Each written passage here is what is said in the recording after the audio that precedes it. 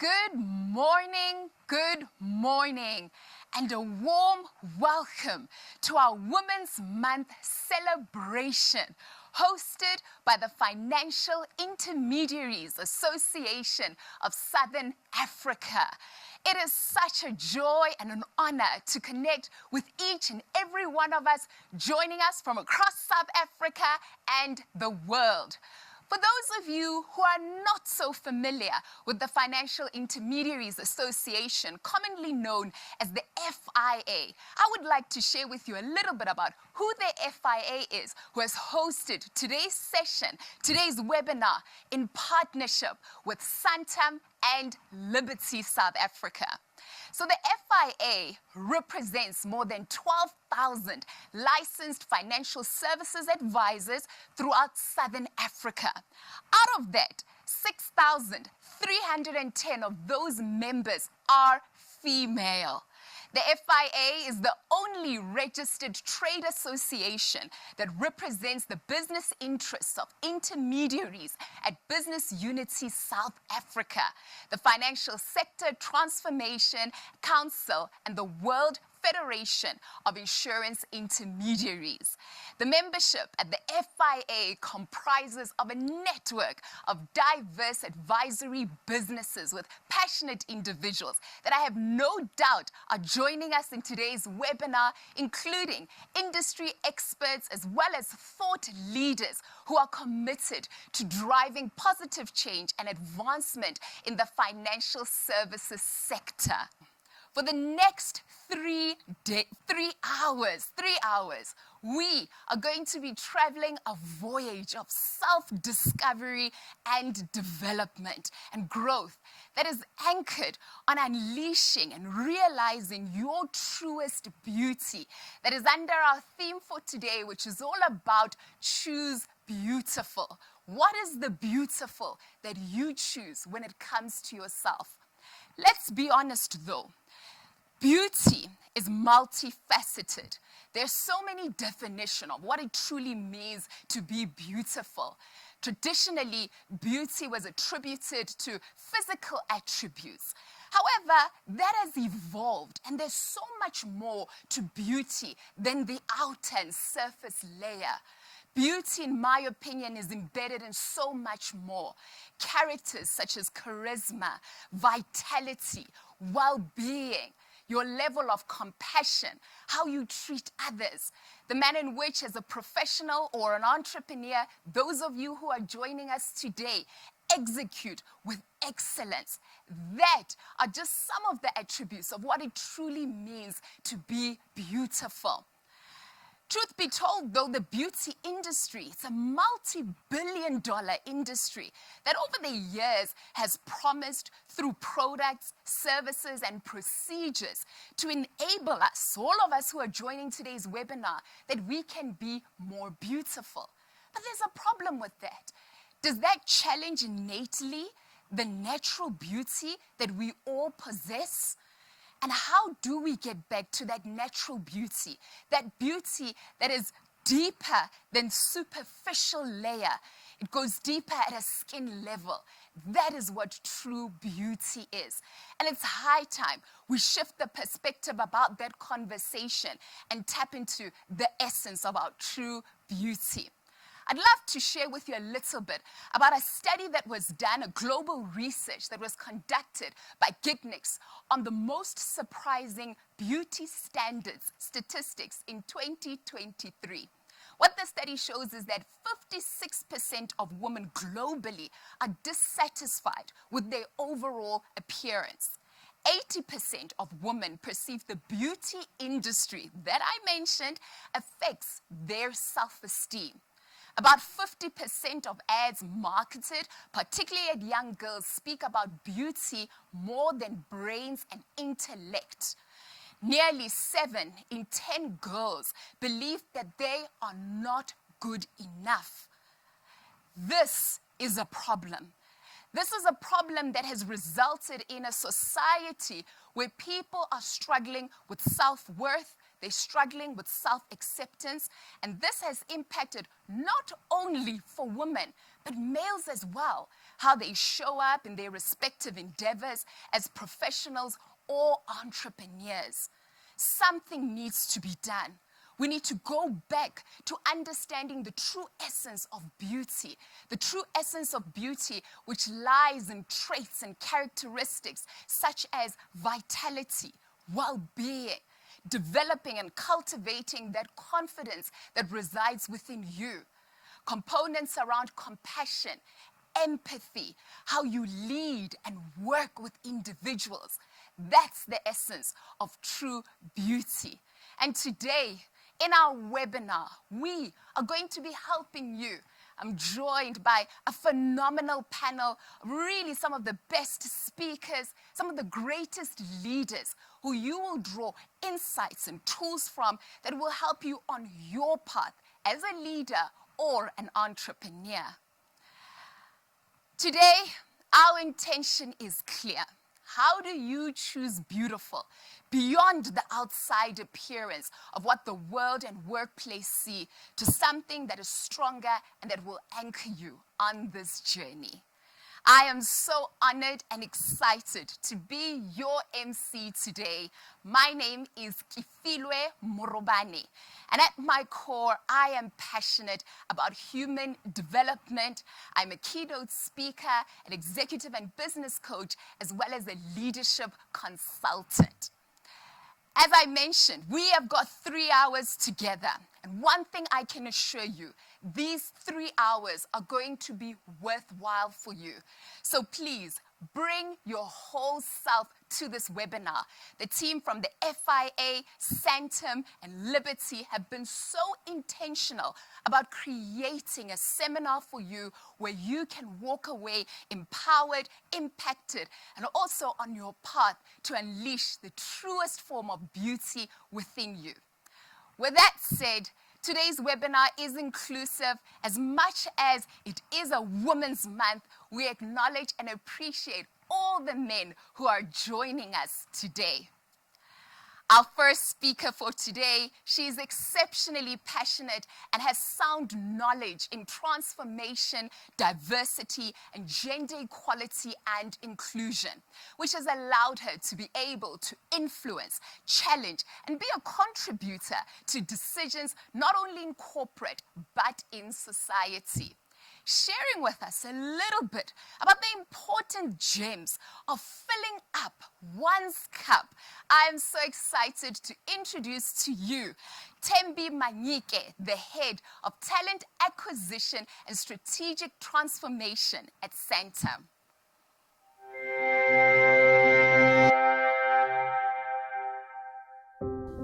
Hello everyone, my name is Nora Sihunwe. Happy Women's Month.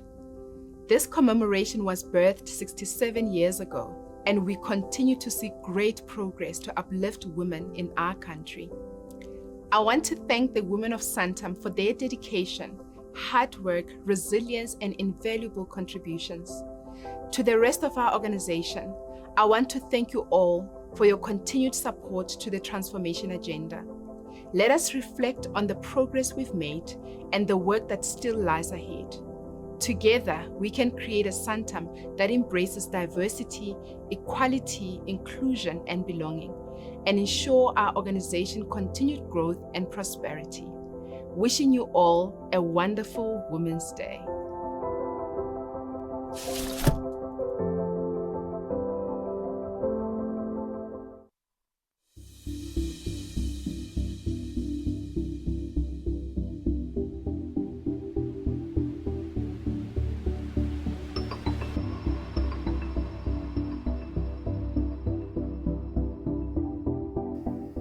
Teacher about difference. Make difference ordinary. Make difference normal. Teacher not to attach value to difference. And the reason for this is not to be fair or to be nice, but merely to be human and practical, because difference is the reality of our world. Good morning, everybody. My name is Thembi Manyike. Thank you so much, Kanelo, for that amazing introduction. I look after talent acquisition at Santam. And the reason why I chose that was to remind us as women that we have a responsibility. We may be different and diverse in who we are, but we need to remember that there's always one key thing that keeps us together, is the fact that we face similar challenges, especially in the world of work. I need to share some stats with you. Do you know that 60% of the world's impoverished and hungry people come from women and females? Some interesting stats about South Africa. Do you know that only 7 women lead JSE-listed companies in South Africa out of 100? Now, for me, this is very interesting because I work in the youth space, right? I work in youth talent. And what I have picked up on is the fact that young girls in schools are always the ones that achieve. I mean, if you look at the results, the matric results, you'll find that the overachievers are the girls. How is it that they beat them in the classroom but lose to them in the boardroom? And then that brings us to why we are at the 7 women who lead the top 100 JSE-listed companies in South Africa. One of the other staggering statistics is the fact that in the last year or two, the number of teenage pregnancies in South Africa has been 90,000. This is a statistic that was given by Mayor Angie Motshekga. When she gave the stat in Parliament, she didn't really give a narration around how we got there, what are we doing about it. All she said is that right now, between 2022 and 2023, there are 90,000 young girls between the ages of 10 and 19 who are pregnant. You look at it and you think, how close or how far are we from the issue and from the resolution of the issue? I think about some of the issues that I face coming from the township. If you remember in COVID, a lot of the parents had to go to work because they were on the front line, right? They were either police, they were nurses, they were working in restaurants, so they needed to prepare the food that had to be delivered, which then meant that these young girls are left at home to fend for themselves and their siblings. These men took advantage of these girls. What you then find is that these men are not held to account. What happens is this man is a senior figure in society. So what do? We shut the girl up. We give the family money. In my space, I have noted that some relatives even ask the girl to keep quiet because the guy is a provider. So these guys are actually not held to account for the atrocities that they do in our society. We then also look at some of the other staggering issues around the fact that 60% of the employed females in agriculture make up a component of the people that are still impoverished. How is it that you can have so many women working in agriculture, but more of them are still impoverished? More of them are starving. When we look at what happened in COVID, which was a black swan event, right? The gender-based violence statistics were 1,220 a day. The numbers went up by 60%, guys. What happened to society? What happened to the rule that people should take care of their own? Are we still living in a society where we say children should be seen and not heard? It seems like from all sides, women are being attacked. One of the issues that we also face are the gender roles in society and the societal expectations. To share a personal story, I was sharing with a colleague of mine to say, years ago, I met who I thought at the time was the love of my life, right? And we were together for a long time. And then one day, he then decided to break up with me. And I was totally confused. What's going on? I thought everything was good from our side. And he said, no, you don't want to move in with me. I said, but what do you mean? I'm living with my mom. I'm very comfortable. I can wake up when I want to. I don't have to cook for anybody. I don't have to do the laundry. He said, no, but society expects that a girl moves in. That's the test for marriage. So I lost out on that one, which is fine because life goes on. So clearly he was not the love of my life. But what I'm trying to illustrate is the fact that there are societal norms that are expected, and we as women are put in that particular box.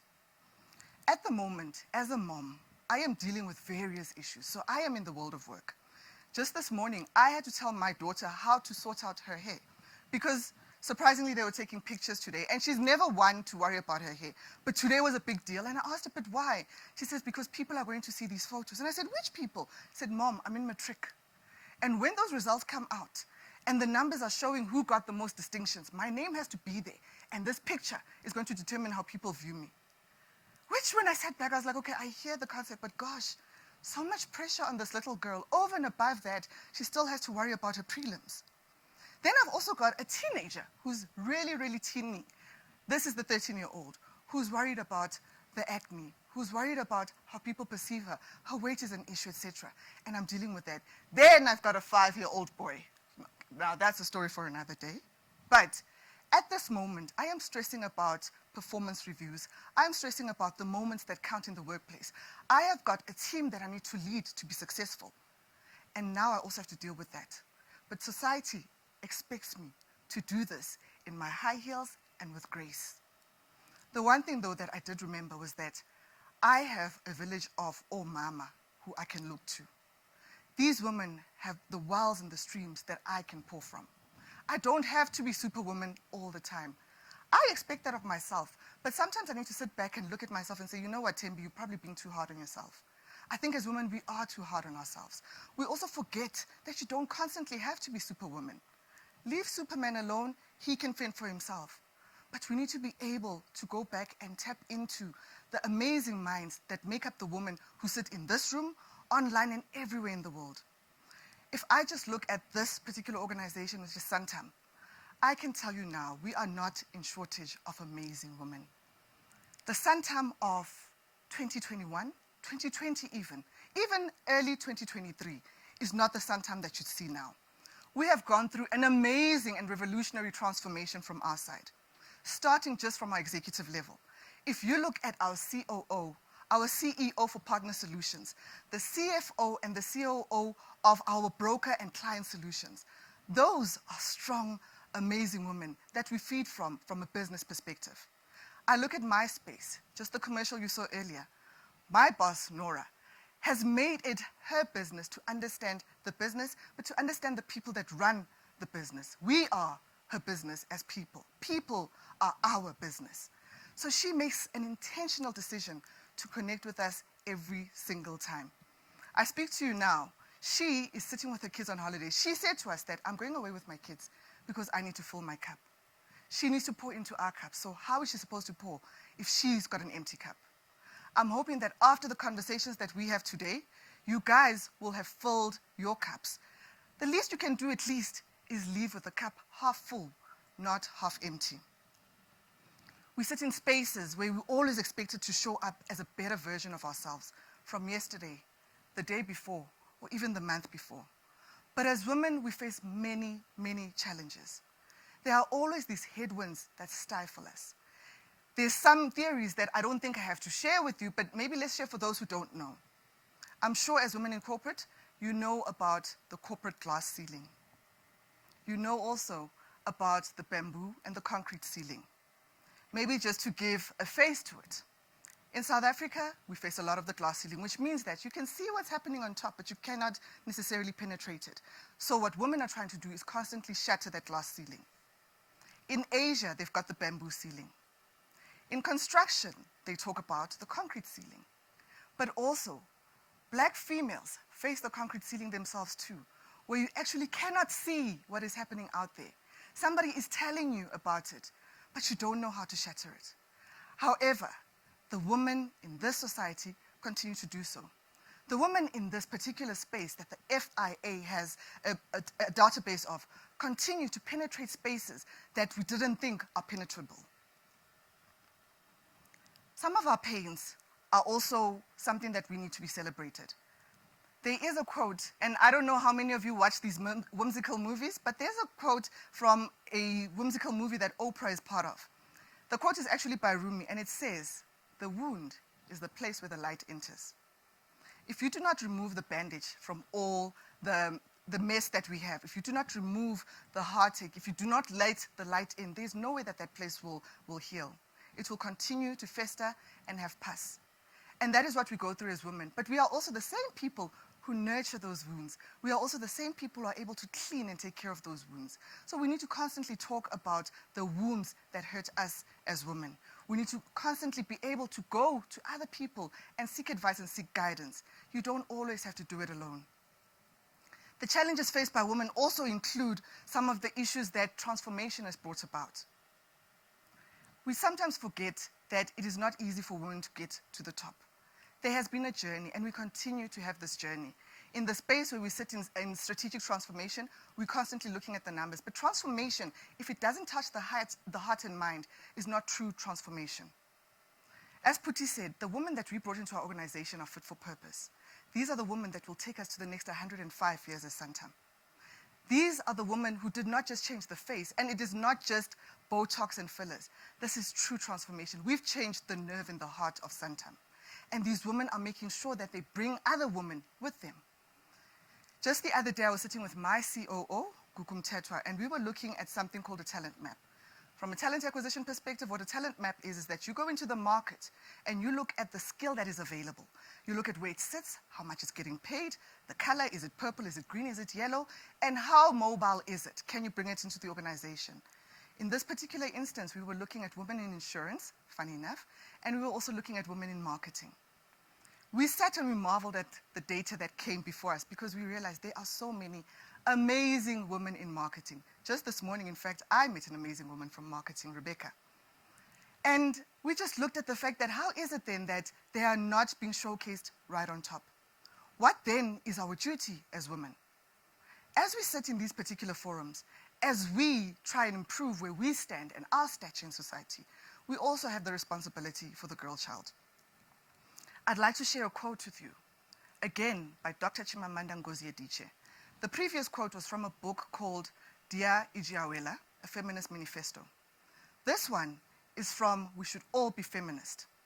A lot of you may know the song from a Beyonce song or something like that, but this particular quote is actually from a book, We Should All Be Feminist, and it says, we teach girls to shrink themselves. We make them see themselves as smaller. We say to girls, you can have ambition, but not too much. You should aim to be successful, but not too successful, otherwise you will threaten the man. Because I'm female, I'm expected to aspire to marriage. I'm expected to make my life choices, always keeping in mind that marriage is the most important. Now, marriage can be a source of joy and love, and of course, mutual support. But why do we teach girls to aspire to marriage and we don't teach boys the same? We raise girls to see each other as competitors, not for jobs or accomplishments, which I think would be a good thing, but more for the attention of men.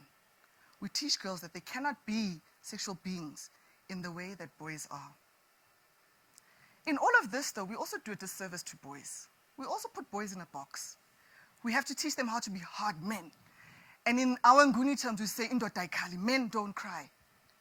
Then we are surprised when they become the challenges in society. So again, a challenge to us women is to also, as we raise the girl child, let's bring the boy child with us. We, however, need to break the cycle of the barriers, and we need to continue doing the work because we need to establish forums such as this, where girls can come in and show up and elevate other women. We need women who believe in our journey and who value this journey. Colleagues, transformation fatigue is too soon. We cannot talk about that now. Even if we change the status quo and it doesn't impact you personally now, we are changing it for those who come behind us. There is a Native American quote that says, "We did not inherit this earth from our ancestors. We keep it safe for our children." Yes, it's infuriating sometimes to see the slow pace of transformation and the changes. And it's disheartening sometimes to see amazing women being sidelined when the opportunities come out. But let's push on. The women of the suffragette in the early 20th century carried their countries, their husbands, and their children, and fought for the rights that various countries have now. The women of the first to the fourth wave of feminism continued the journey, no matter what they were called. So we can't get tired. They gave rise to what we see today. In South Africa, the women of 1956 took their babies on their back, they held hands, and they walked to the union buildings. A small price to pay for what we have today. So ladies, I can tell you now that we have left the starting blocks, but we are far from the finish line. In summary, I'd like to ask you guys to please congratulate each other, to please be kinder to each other, be kinder to yourself. What use are you as a nurse if you are in ICU? Who will take care and nurse the people that you are thinking you need to take care of? We have made it in this journey, in this industry. Continue to strive forward. You are the backbone of society. You're the backbone of the country. You're the backbone of these businesses. I'd like to plead with you to please love each other, to find wells that you can gain from. Don't pour from an empty cup, and don't wait until you're empty before you decide to tap into somebody's well or spring. I'd like to remind you as well that you are worthy. In those moments where we ask ourselves, like I did in the past week when my daughter was feeling frustrated, am I the woman for the job?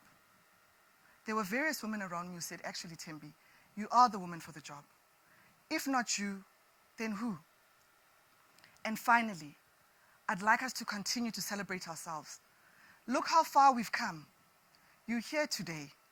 So wherever you're sitting, whichever room you're in, wherever you're logging on online, I'd like to share this toast with you, and maybe let's use it as a mantra going forward where we meet people in amazing spaces. Raise your cup, your water, whatever you're holding, and let's say together, here's to strong women. May we know them, may we be them, and most importantly, may we raise them. Thank you.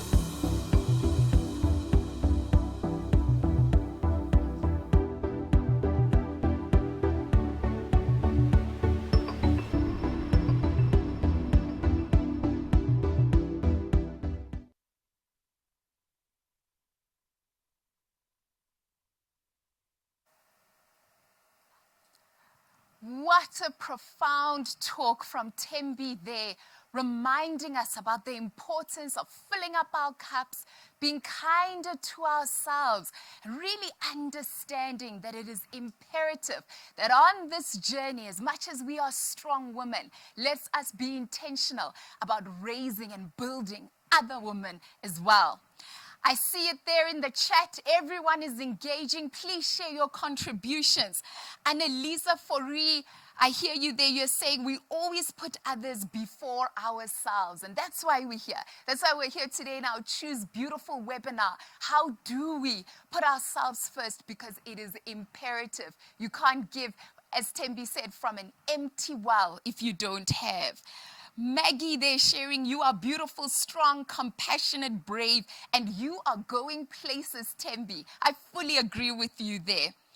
I'll take one more. Andrietta saying they're powerful stuff. We cannot serve from an empty cup. Very important to look after our own cups and keep them filled. So my question today, after Tembi has delivered her talk, what are you going to be intentional about when it comes to filling your cup? What is it that you commit to do from today to fill your cup? Please share with us there in the chat section. And then our team have got some phenomenal goodies up for you, some great prizes up for grabs. So a lot will be offered in today's webinar. The more you share on the chat, our phenomenal team will be allocating who's walking away with some of the prizes we have up for grabs today. So share with us in the chat. What are you going to be intentional about doing today, not tomorrow? It all starts today. To choose to be intentional about filling up your cup. It's all about the choices we make. The choices we make, we need to be intentional about them. So with that said, we're still moving along in our program. We've got a lineup of just phenomenal talks coming up. And I'm really, really excited to share with you our next speaker.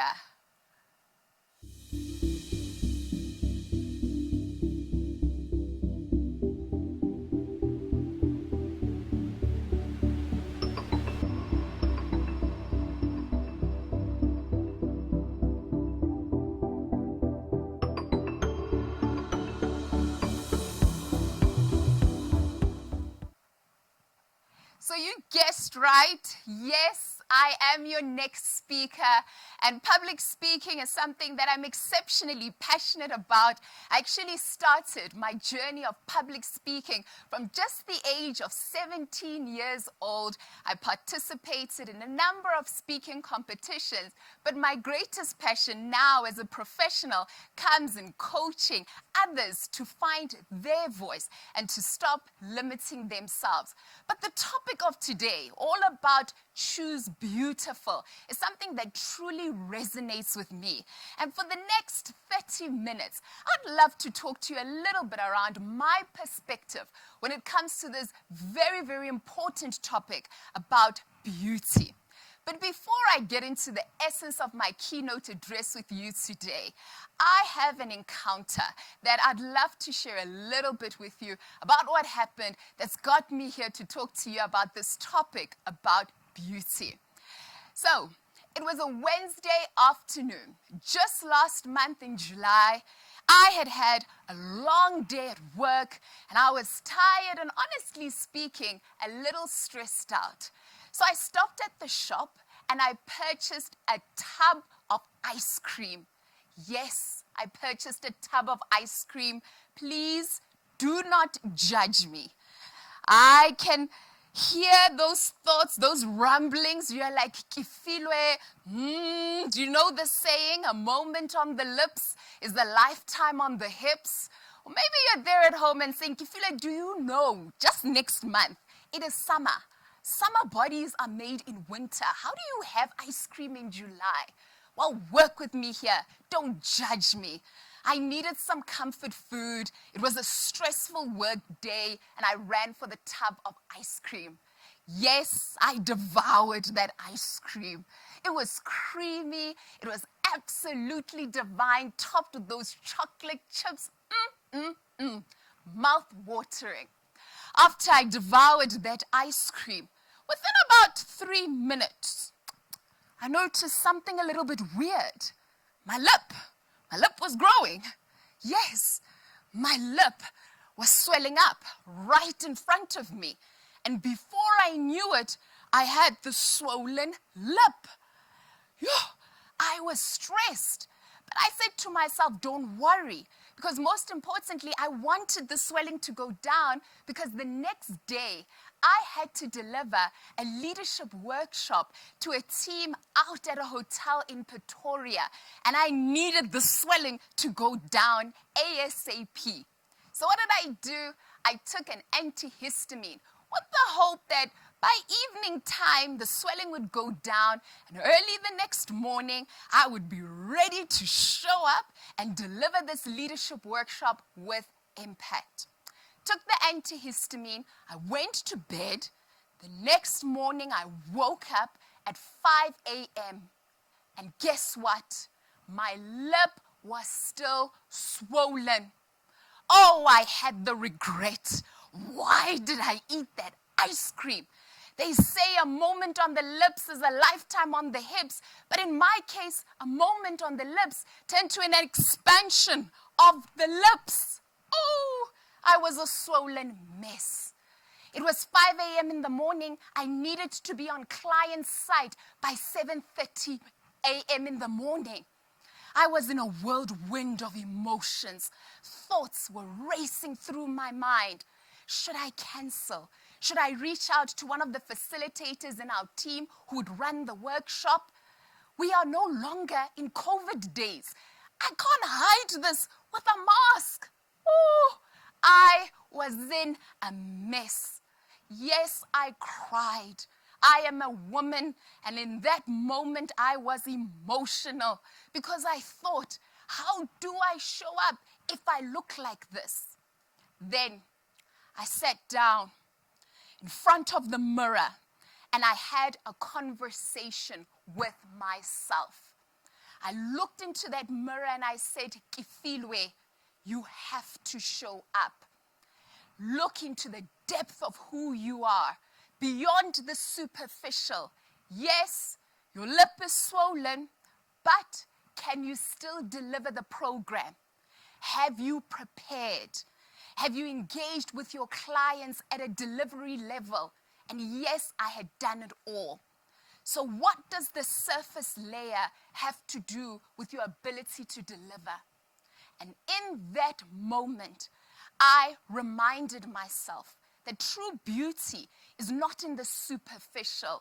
Yes, it sucks that my lip is swollen, but the true essence of beauty is how confident you are in yourself, how you walk in with a depth of preparation, and you cannot limit yourself because life has happened. And this got me thinking. It got me thinking about the depth and breadth of beauty. Just like this encounter happened to me where I was swollen, how many times have I engaged with professionals, entrepreneurs, or senior leaders who have encountered life and choose to not step up? They choose to allow what has happened to them to limit them. Whether it's going forward in that job interview, and maybe at that time, you don't feel exceptionally confident because why? You just received some bad news. Or that project that you pitched for did not go as successfully as you thought it would be. We allow these mishaps to define what our future holds. And that leads to my conversation with you today around the depth and breadth of beauty. Understanding that the true power does not lie in the superficial. The true power to execute, live our lives wholeheartedly, whether it's in our careers or the businesses that we own, it lies in the internal. And how much of that are we cultivating on a daily basis? Because hear this, life will happen. And as I shared with you, my life happened, but I chose to be more powerful than that. And yes, I delivered the program. It was 2 days working with those professionals. And the truth is this, nobody noticed that my lip was swollen. And it was such a successful program. And that leads to true beauty. What is true beauty? True beauty comes from a deep understanding and an acceptance of oneself. As a leadership consultant and executive coach, I engage with too many individuals on a daily basis who do not have that acceptance of themselves and a trust of who they are. At our core, though, as little children, I believe every child knows and walks into their beauty. But as professionals, as adults, we forget.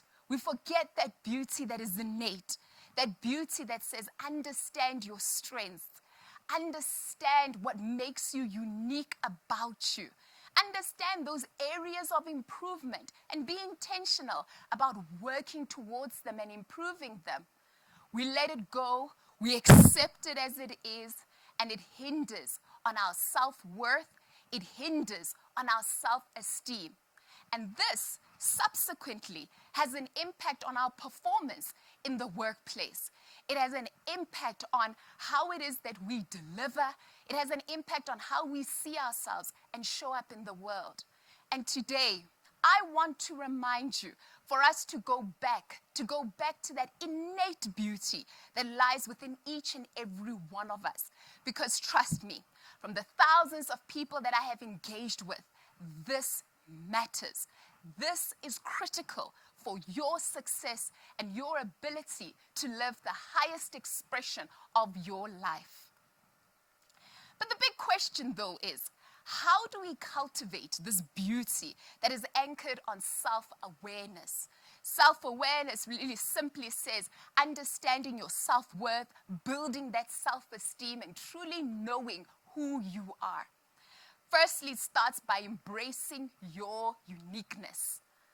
There is something unique about each and every single one of us. That uniqueness comes in the skin we have, it comes in your personality, it comes in how you speak.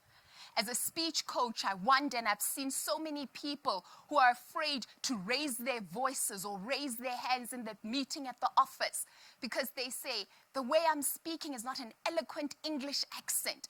It has that traditional Tsonga vibe to it. Or maybe it has that Afrikaans component to it. And I say to my clients, nobody's focused on that. Nobody's focused on your pronunciation. They are focused on the message that you have to deliver. So it is critical, if we're to cultivate a beauty that is anchored on self-awareness, we need to celebrate and accept who we are. I celebrated and I accepted myself as I am. Even though my lip was swollen, I celebrated it and I embraced it. It is what it is, my mantra that I move forward. Because once we celebrate this uniqueness, we only have two choices. The first choice is, do I accept what it is that I cannot change and make peace with it? And then secondly, do I accept that I have power to control? And what is it that I can control? My attitude, my outlook, the energy that I bring into a room. Are you intentional about cultivating a mindset that says, this is what the situation is, but how can I shift my perspective around it? That all lies in embracing your uniqueness. As Tembi said, we are enough. Just as you are beautiful, you are whole, and you are complete. You don't need to prove yourself. You don't need to seek the validation and the assurance externally. The only validation and assurance that I constantly cultivate in my life is that mirror. I shared with you today that when I had my moment, I looked into the mirror, and that has helped me to embrace and accept myself for who I am. Secondly, it is critical that as we're cultivating this beauty that is anchored on self-awareness, we need to take care of oneself holistically. And I'm looking forward to our upcoming speaker who will share about the importance of wellness and well-being. And yes, I had that ice cream, and clearly at a health level, maybe that ice cream is my cue. I shouldn't be having it, and my doctor has even said I can only have it in moderation because clearly there was something that I was allergic to in that ice cream. And that's a cue where my body is speaking to me. And my question to you is, are you listening to your body when it is speaking? We're almost to the end of the year, and some of you joining us are brokers, those in the financial services sector, or those who are professionals. You might be feeling a little bit of that burnout. Are you conscious about taking time out to recharge, be in nature, to ensure that you are taking care of yourself holistically? So important. Another component around taking care of oneself holistically is also being conscious around what it is that you feed your mind. Not only your body, but it's also what is it that you feed your mind. Do you wake up in the morning and the first thing you watch is the news? What's happening on the news? Bombarded with the negativity and the crises and the challenges in this world. We need to pause and cultivate a mindset of intentionality. How do I start off my day? How do I activate and cultivate that positive mindset? Earlier this morning, I was engaging with a phenomenal woman who asked me, Kifilwe, do you wake up every day and you are this positive? And I said, I am human. I have my challenging days. Yes, when I swelled up, that was a challenging day. But I had to cultivate a positive mindset. And how do you do that? One of the tools I use to cultivate a positive mindset are affirmations. Words have power. If you wake up and say, today is going to be a bad day, without a doubt, it will be a horrendous day.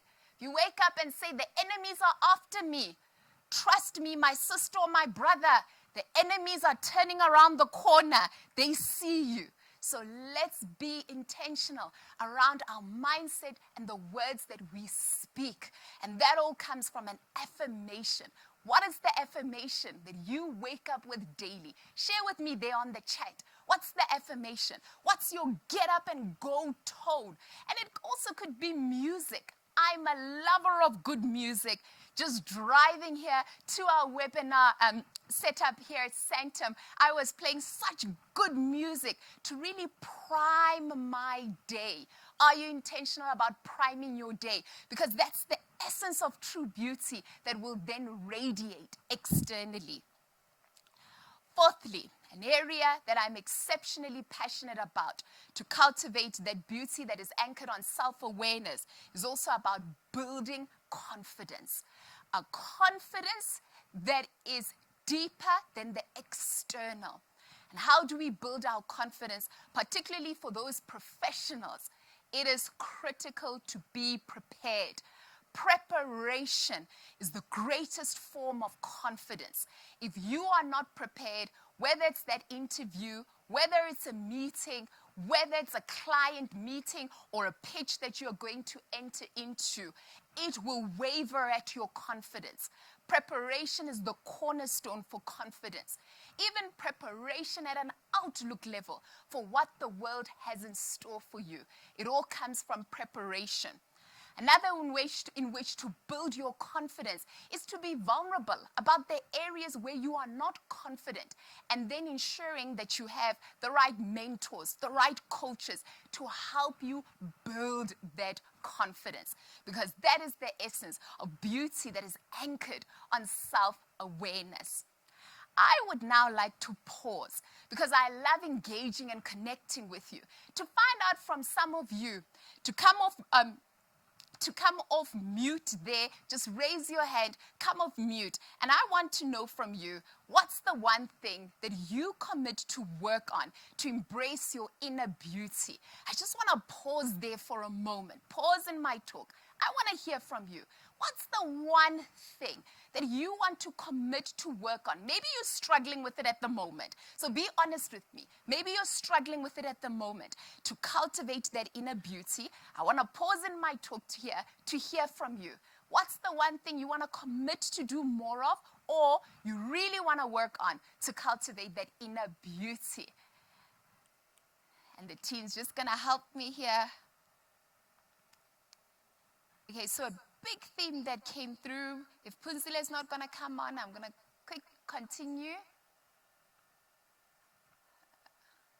It happens. Punzile, share with me there on the chat. I'm still with you throughout our webinar today. So if I can't hear you, it's not a train smash. Let's then continue. So a big theme that came up from the two ladies who raised their hands, it was about being present. How can I cultivate that ability to be present in whichever environment that I'm in? And at times that's going to require you a conscious effort of stillness. One of the things my coach always tells me is, Kifile, you need to have a switch off time. Are you having a switch off time where you switch off that phone and you're not constantly inundated with the messages and the notifications? Because by constantly being on email messages, it deviates from your ability to be present. So let's be intentional about switching off, putting that particular time where you're going to say to yourself, I am going to switch off and be present to either work on myself, whether it's a little bit of journaling, whether it's taking a walk out in the garden. That is critical. I want to share with you this quote from Khalil Gibran, who talks about beauty. It is not in the face. Beauty is the light in the heart. This morning in my talk, I've taken you on a bit of a journey that saw me encounter a mishap in life when life happened to me, from indulging in one of my comfort eating episodes that saw me with a bruised lip. I took the antihistamine. I was emotional when it didn't work out. But I then had to realize that the true essence of my beauty is not in the external. The true essence of my beauty is in the internal. That internal that I've shared with you about one's delivery, one's depth of excellence, and most importantly, how you treat others, the energy in which you bring into the room. That's a light. A light that I firmly believe resides within each and every one of us. A light in the work that we do as financial brokers, as intermediaries, and the list goes on. Financial analysts or professionals who are joining us from our diverse pool of individuals in today's webinar. The light is endless. Are you tapping into the essence of your light? That is the question. Because understand, when you shine your light, that's when the true beauty illuminates. And as Marianne Williamson said, when you shine your light, you unconsciously give others permission to do the same. So as I've said, I'm an executive and business coach, and the team from Santam have been so generous to offer a coaching session to someone who I will work with. I will work with on a journey to help them tap in and unleash their inner beauty and ultimately propel them to be more confident, more proficient in their execution of their daily work. So if you would like to be coached by me, I'd love you to raise your hand and tell me what's the area that you so desperately need some help with, and we can take it from there. So if we have some hands up, let's see the hands that are up. Those of you who are really on a development journey and saying, I'm committed, it's 2023, I want to work on myself. What is the area that you would like to work on? The technical team is helping me there. I see some hands are up. Whoa, quite a couple of hands are up. They will guide me which hand came up first. Technical gremlins, if they're coming in, please also share in the chat. We'll make the decision. I've got a dynamic team who are looking through all your chat responses. As we're allocating the various prizes, they will then share who walks away with the prize. Ooh.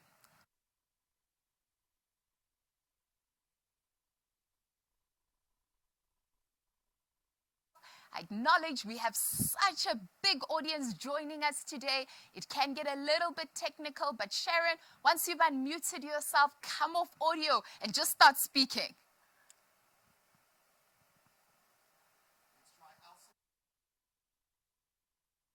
Alsabi, give it a try.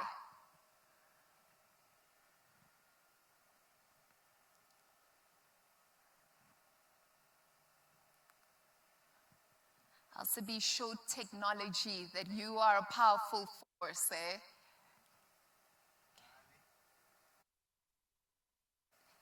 Zintle, we're going to give you a try now. Zintle, go for it. Hello, everyone. Yay. Can you hear me? Yes. Perfect.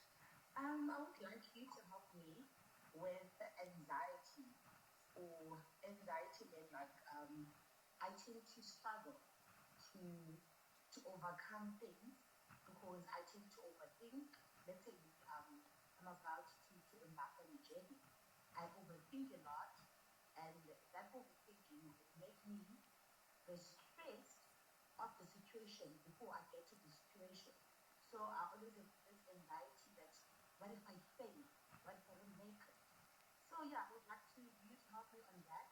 I'm a very confident woman, but just like you, I fail on that one. Okay. Thank you, Zintle, for being so also vulnerable to share this is an area you'd like to work on. I'm going to get one more hand.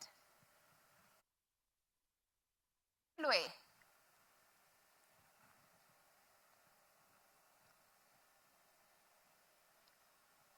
Unmute. Can you hear me? Yes. Well, for me, it's just, finding my voice. When I started my topic journey, I was extremely motivated to take over the world. But that passion died down over the years. So I just need you to help me with, reawakening that my world. Got it there, Refilwe. Okay, so the fire has faded a little bit. You started your corporate journey. Now you help to ignite that fire. Okay. Refilwe, which organization do you work at? Maybe you can share in the chat. Okay. Refilwe. I work for WTW. Okay, WTW. Got it. Zinhle, it was Zinhle and Refilwe, right? Yes, Zinhle, big thank you as well around the overthinking, and then Refilwe around how do we ignite that fire. So it's a tough one. It is a tough one. I only have one prize to give away. So Refilwe, you're going to walk away with the prize because I am really clear on the journey we're going to travel around reigniting that fire within you. To Zinhle, the path around overthinking, please just share your email. I will gladly send you some resources because you already told me that you're already a very confident person. So with that confidence, let's just work on the overthinking, and that's simple to overcome. I want to work with Zinhle because you cannot lose that fire. And in the quote I've shared with you, that fire is that light. We can't let go of that light. So please share your details. The team will reach out to you. They will inbox you and we'll get all those details from you. So with that said, everyone, as I've reminded you, beauty is not in the face. It's not in the swollen components of life, but beauty is in the light in the heart. Are you intentional about shining that light that resides within you, that light to be of service, that light to add value? The time is now. It has been an absolute honor and joy. I'm not leaving you to share with you this keynote address. We've still got a phenomenal lineup of speakers coming up and then a dynamic panel conversation.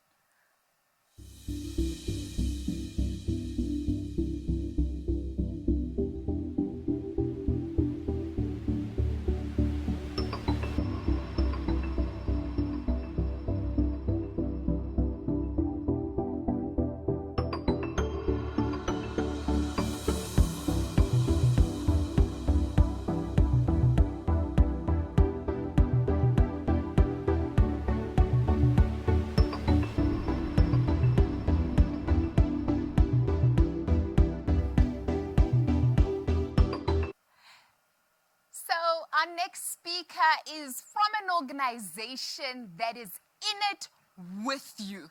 Yes, you heard right. They are in it with you. Liberty. She is the lead specialist in research and insights. So Zandile Makoba's responsibilities are to inform the business and marketing strategy of the organization through thought leadership, research, as well as data analysis. With over 15 years of work experience, including market research, investment banking, risk analysis, Zandile's work experience has exposed her to the benefits of continuous learning and remaining abreast with research bodies and educational institutions for success. I'm really excited to bring to you our next speaker, Zandile, and she shares with us a little bit about facing the ugly. Today in 1956, South African women came together, breaking racial and social divides to stand for their rights as women to be treated equally in society. Today, we remind ourselves of our collective voice. We deserve to be heard. We deserve a better future. We deserve to stand equal as women from all walks of life. Until every woman, girl and child is revered, safe and respected, we will continue to shine a spotlight on gender inequality. By standing together, we can forge a way forward to make an impactful change in society. Because women united are the foundation of life. It's up to us to change, to teach, to stand strong. Not only this Women's Day, but every day. Liberty in all of it with you.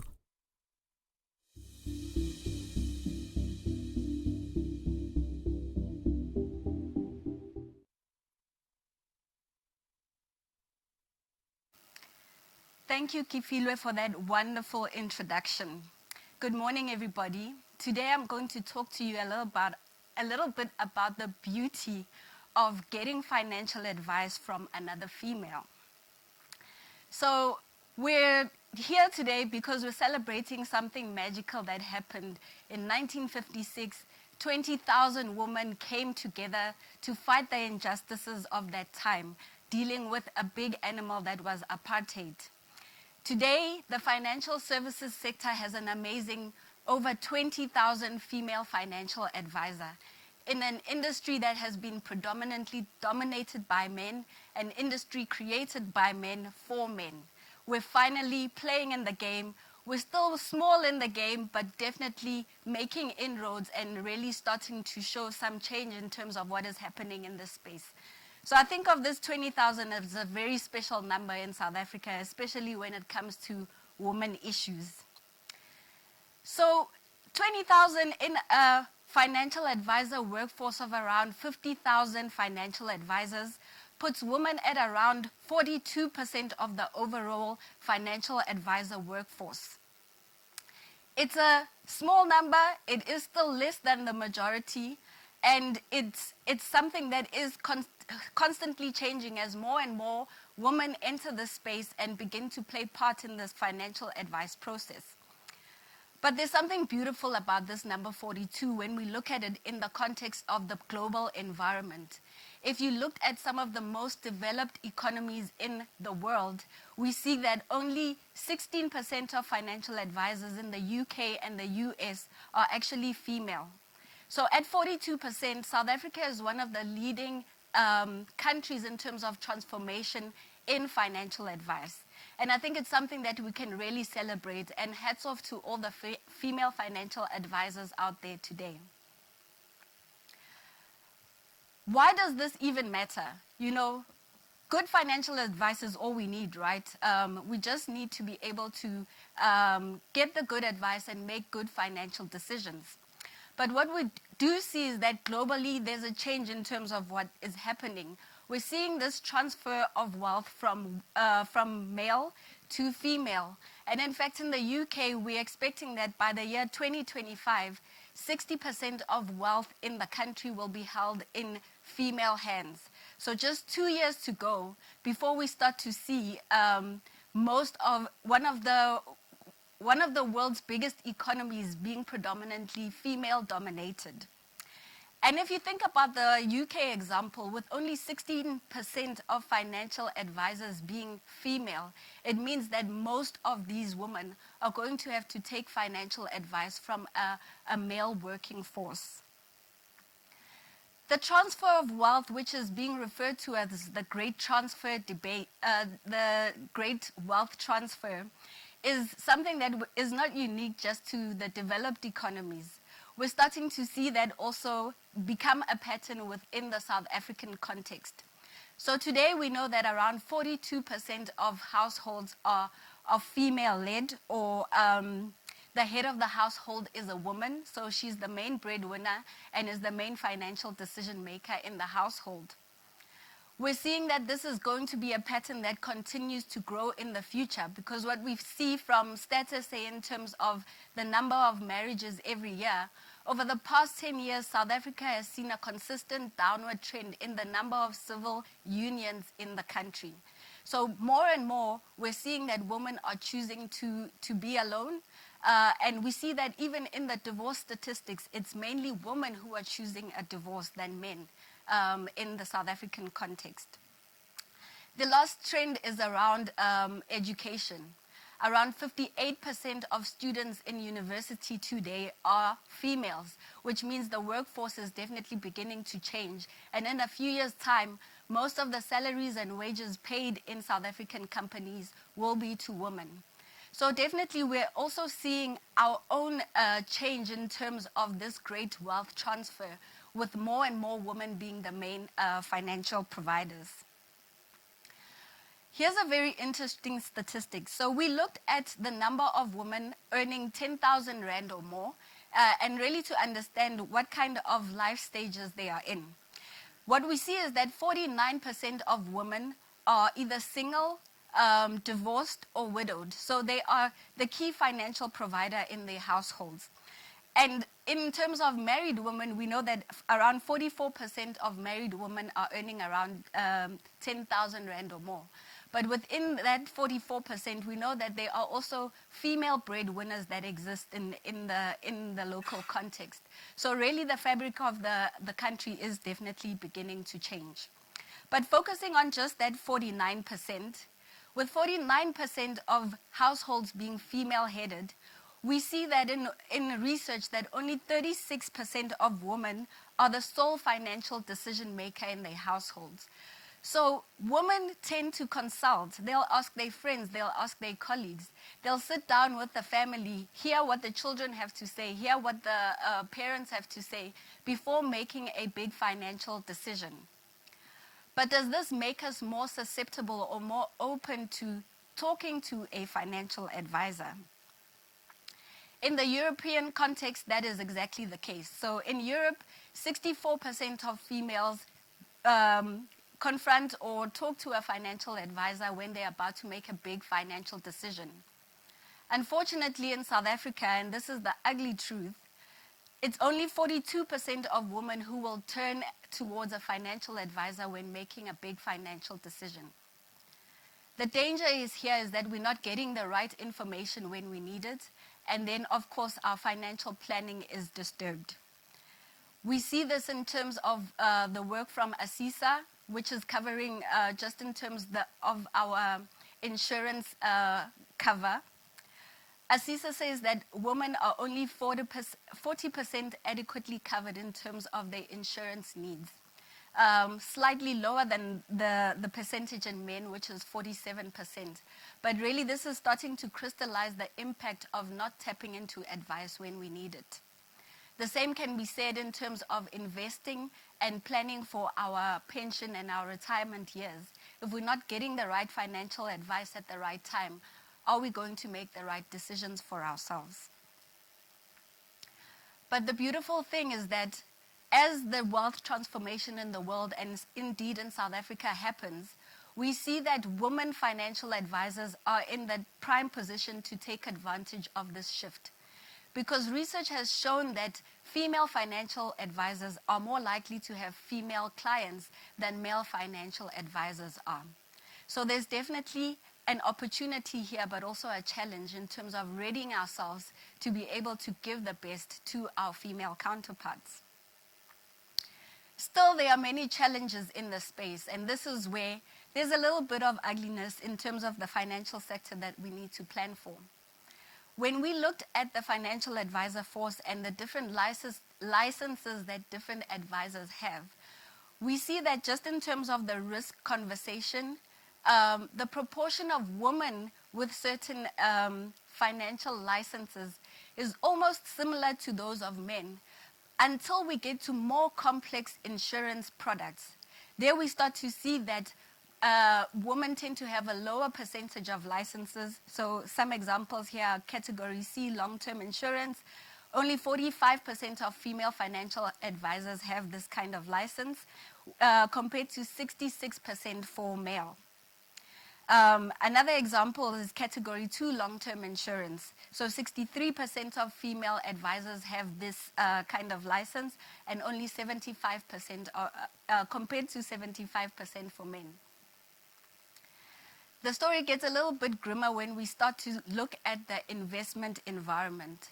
So just in terms of investment products, when we think about retail pension funds, 50% of female insurers or female financial advisors have this kind of license, compared to 68% for men. And overall, as an industry, we're still doing very poorly just in terms of getting good information around foreign currency denominated products. So this is definitely a big challenge for both men and women, with only 1% and 2% of males and females having this kind of license. We're also seeing that men versus women, in comparison around diversity of licensing, men tend to be much more diverse in terms of the number of licenses they have. So on average, around 60% of women have less than 6 licenses in terms of their financial advice capability. And for men, that's actually 60% of them have more than 7 licenses, and more details are provided just in terms of the graph that's showing now. So does this mean that we can only get holistic advice if we speak to a male financial advisor? Well, absolutely not.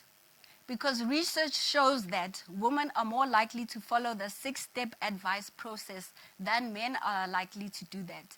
And this is very important in terms of being in line with the FAYS Act, in really being compliant with how we're supposed to provide advice. But it also ensures that we put the consumer at the center of the advice process. We go through a proper needs analysis, we collect the right information around POPIA, and eventually give the client the very good advice that they need in terms of their very individualistic financial planning. So in closing, I'd like to say to all the female financial advisors out there, thank you for taking on the challenge of entering a space that has not been designed by you, but is definitely being now shaped by you. What you're doing is important, and keep on walking this journey of getting the skills that you need and transforming what financial advice looks like in South Africa. Thank you.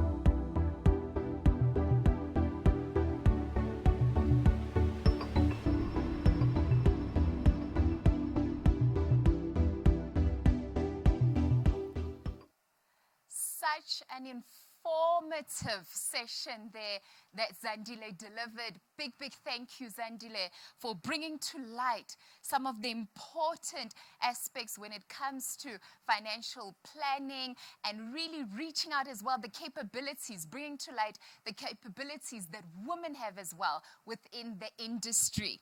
In the chat there, Puleng is saying, thank you for a great talk. Up we go as women. Wow, great. Letitia, wow, great. Thank you. As well, another one, Alison, echoing the same sentiments, onwards and upwards to all you lovely ladies in the financial sector. Indeed, so capable and worthwhile as well. Wow, power. And then Alian is saying there, perhaps closing the pay gap between genders will see better results on taking cover. Women do earn less in some instances. Hear you there, Alian, and a lot is being done to bridge that gap. So critical in the conversations around transformation, equity as well, and how do we create equal opportunities for all. So with that said, I would like to find out from you. You know, Liberty is all about being in it with you. My question to you is, how have you been able to ensure that you have somebody covered? And I'm not talking about the cover as an insurance that Liberty provides. I'm talking about how have you been able to fill in the gap where you've seen that there is a problem. How have you been able to have somebody covered? How have you been able to have someone covered? That's my question to you. If you can share in the chat section, that would be so helpful. Share with us. As I said, we have got some phenomenal prizes up for grabs. Share with us there in the chat. I'll give you a moment just to gather your thoughts about how you have been able to fill in the gap where you have identified a problem. And by that means, how have you been able to ensure somebody is covered? And not the covered in the way that Liberty provides. So I'll give you a moment if you would like to walk away with those prizes. On that note, though, I want to give you a glimpse of what the prizes are. So for those of you who are joining us in today's webinar and you are on LinkedIn, but you are struggling to navigate the world of LinkedIn. The team from Liberty have been so generous. They are offering some LinkedIn learning courses. So if you share with us how you've been able to have somebody covered, you might walk away with a dynamic LinkedIn course about updating your profile, how you can also utilize some of the selling techniques that are available on LinkedIn, as well as being a thought leader in your respective field.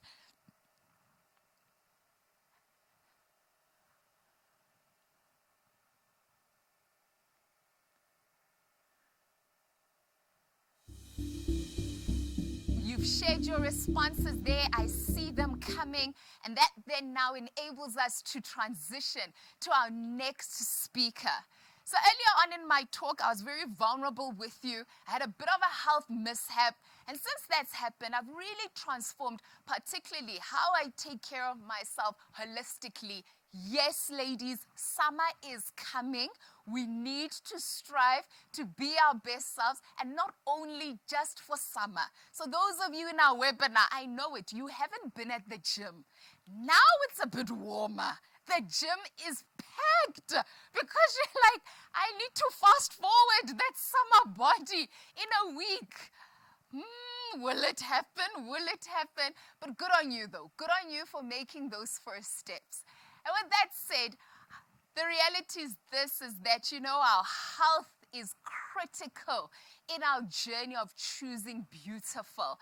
You really need to, if you feel good inside, it ultimately illuminates externally. So what are you doing daily to ensure that you are taking care of this body that is housing that light that is within you? What investments are you making into your health? As much as we are on a mission to build our careers and our respective businesses, do we pause a bit to focus on our health? We cannot override the importance of ensuring that we take care of our health and well-being. I am so excited to introduce to you our next speaker, who will be talking to you about the importance of health and well-being. So when he comes up, you will recognize him from his earlier days on TV. You might not realize, though, how multifaceted the speaker is. He's not just a face that was on TV, but he's also a medical doctor. Dr. Michael Moll's career has started off as a medical doctor. He's an executive producer and presenter, a health techpreneur, and the founder of Hello Doctor, a global speaker, author, and most recently, the CEO of Truth TV. Dr. Moll makes health simple. I'm looking forward to understanding that, because sometimes I feel health can be so complicated. And he wants to provide that practical tool so that you can stop fretting about your well-being and your health, because as he says, life's so much better when you're healthy, and being healthy is so much easier than you think. So let's find out how easy it actually is to be healthy. Let's give Dr. Michael Moll a very warm welcome.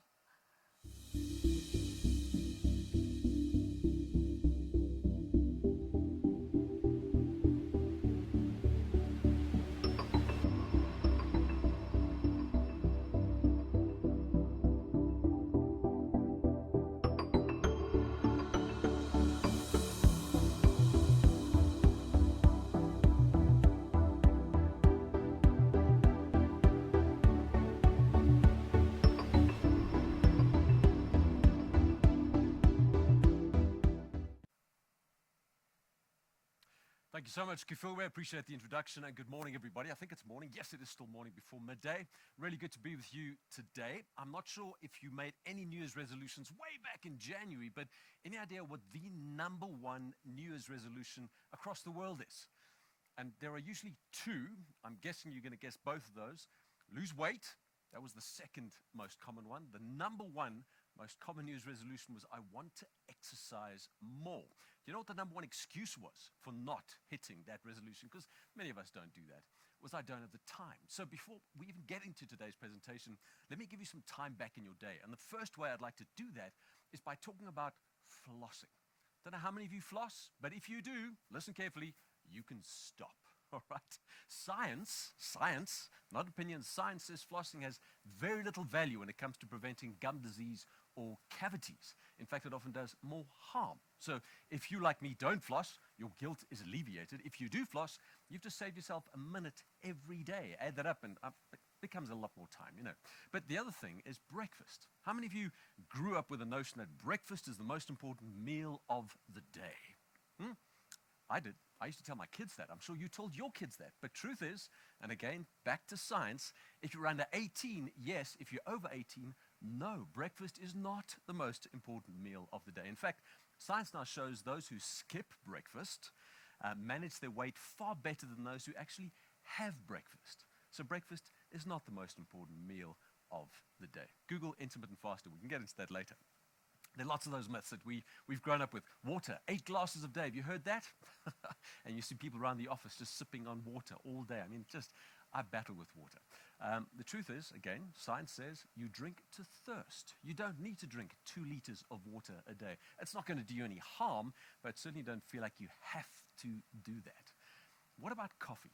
Now, that's a thing, because I remember telling patients way back when coffee stunts your growth, could promote certain cancers, not good for you. Well, I confess, I was wrong. Once again, science shows exactly the opposite.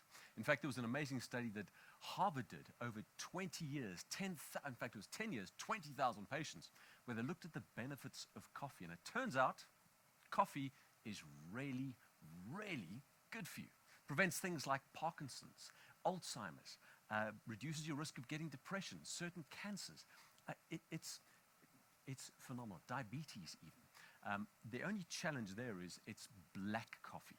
Not milk, not sugar, just black coffee. And in fact, the study showed the more coffee you drink, the less chance you have of dying. How's that? The same study went on to say how many cups of coffee you and I should be drinking a day, and keep note of this because this might come up in a lucky draw later on. The number of cups of coffee you and I should be drinking every single day is 6 cups. Again, according to study. And I hear some of you going, nope, I'm hitting mute, or this is too much. I can't believe that. Again, not opinion, just sharing some good science with you. Keep that in mind. Black coffee, not white, no milk, no sugar, just black coffee. And you'll live longer. In fact, before we get going, let me introduce you to someone who did live really long. And that's really just for those of you, and you've been watching this for a while now, so that's as small as the font gets. There's a bit of a story behind that. This was actually a Ukrainian immigrant who came to our country to get a job. To get a job, he needed a vehicle license. To get a license, you obviously have to have your eyes tested. Clark said, can you read that? And he was like, read that? I know the guy. So if you recognize that person, there might be some Ukrainian blood in you. I'm getting off topic already. This is the person I want to introduce you to. Her name is Jean-Louise Calment, was Jean-Louise Calment. She was the oldest, still is, the oldest documented person ever to have lived. Died in August of 1997 at the age of 122. Fascinating old lady. She grew up in France. She remembered the Eiffel Tower being erected. She remembered a mean old man coming to buy paint from her father, a man called Van Gogh. She rode a bike until the age of 100. She quit smoking at the age of 115. Felt it was becoming a habit, no doubt. But at 120, 2 years before she passed away, they had a big celebration for her, and she spoke. And I was struck by what she said. She said a couple of things. First, she said, at 120, I realized I have no peer pressure, which, fair enough, we get that. She also had a lovely sense of humor, and she said, I've only got one wrinkle, and I'm sitting on it, which was too much information to hear at the time. But what she said then just stayed with me. She said, if I could live my life over, I would trade a long life for a good life. Isn't that fascinating? It's better to live good than to live long. Quality always over quantity. And when it comes to a beautiful life, we do well to remember that. It's not about how long we live, it's about how well we live. People looked at her and went, Jean-Louise, 122, she smoked, not great habits, just good genes. That's why she lived so long. Well, again, another myth. A famous Danish study on twins, 2,500 identical twins, looked at genetics and longevity to see what role that played. And it turns out genetics Your and my DNA is around 20% of how long and how well we live. The rest is up to us, our lifestyle choices. So when it comes to a long and a good life, nature is about 20%, nurture is about 80%, which is fantastic because it means you and I have got a huge part to play in how well we live. Now, it was nature that got my uncle. This is the man I get my name from, my Uncle Michael. At the age of 23, a medical student, was driving back from the hospital, pulled his car off on the side of the road, and died. Turns out he had something called malignant hypertension, all right, that caused a stroke or berry aneurysm that burst in his brain, stroke, dead literally instantly, all right. Why do I tell you that story, other than that's where I get my name from? Is simply, I was born a year later, by the way, after he died. It was simply this: he didn't know that he was sick. He had no idea. He was healthy to that point and suddenly gone. And it's this lesson that kind of stays with you. And by the way, talking about lessons, I carried his bag with me right throughout med school. This old tattered leather bag with his name anagrammed on the side. And let me tell you, when you're battling through physics and chemistry, there's nothing like a dead uncle to motivate you. You know, come on, you can do this. Another story altogether. But here was this kind of concept that's always stayed with me, a life lesson. Just because you're not sick doesn't mean you're healthy. Let me say that again. The absence of illness doesn't infer health. Just because you're not sick doesn't mean you're healthy. All right? Health is a proactive pursuit, something we've got to actively chase and do. We can't just sit back and expect it to be the default setting. Let me explain it to you this way. If I were to ask you now, what's the opposite of unhappy? What would you say? Just as you're sitting there in front of your screen. The opposite of unhappy is? Most people would say happy. But that's not the case. The opposite of unhappy is not unhappy. Think about that for a moment. Because if the opposite of unhappy were happy, then technically I could go and bang my head against this counter just to make myself unhappy so I could stop to become happy. No, the pursuit of happiness does not work that way. The opposite of unhappy is simply not unhappy.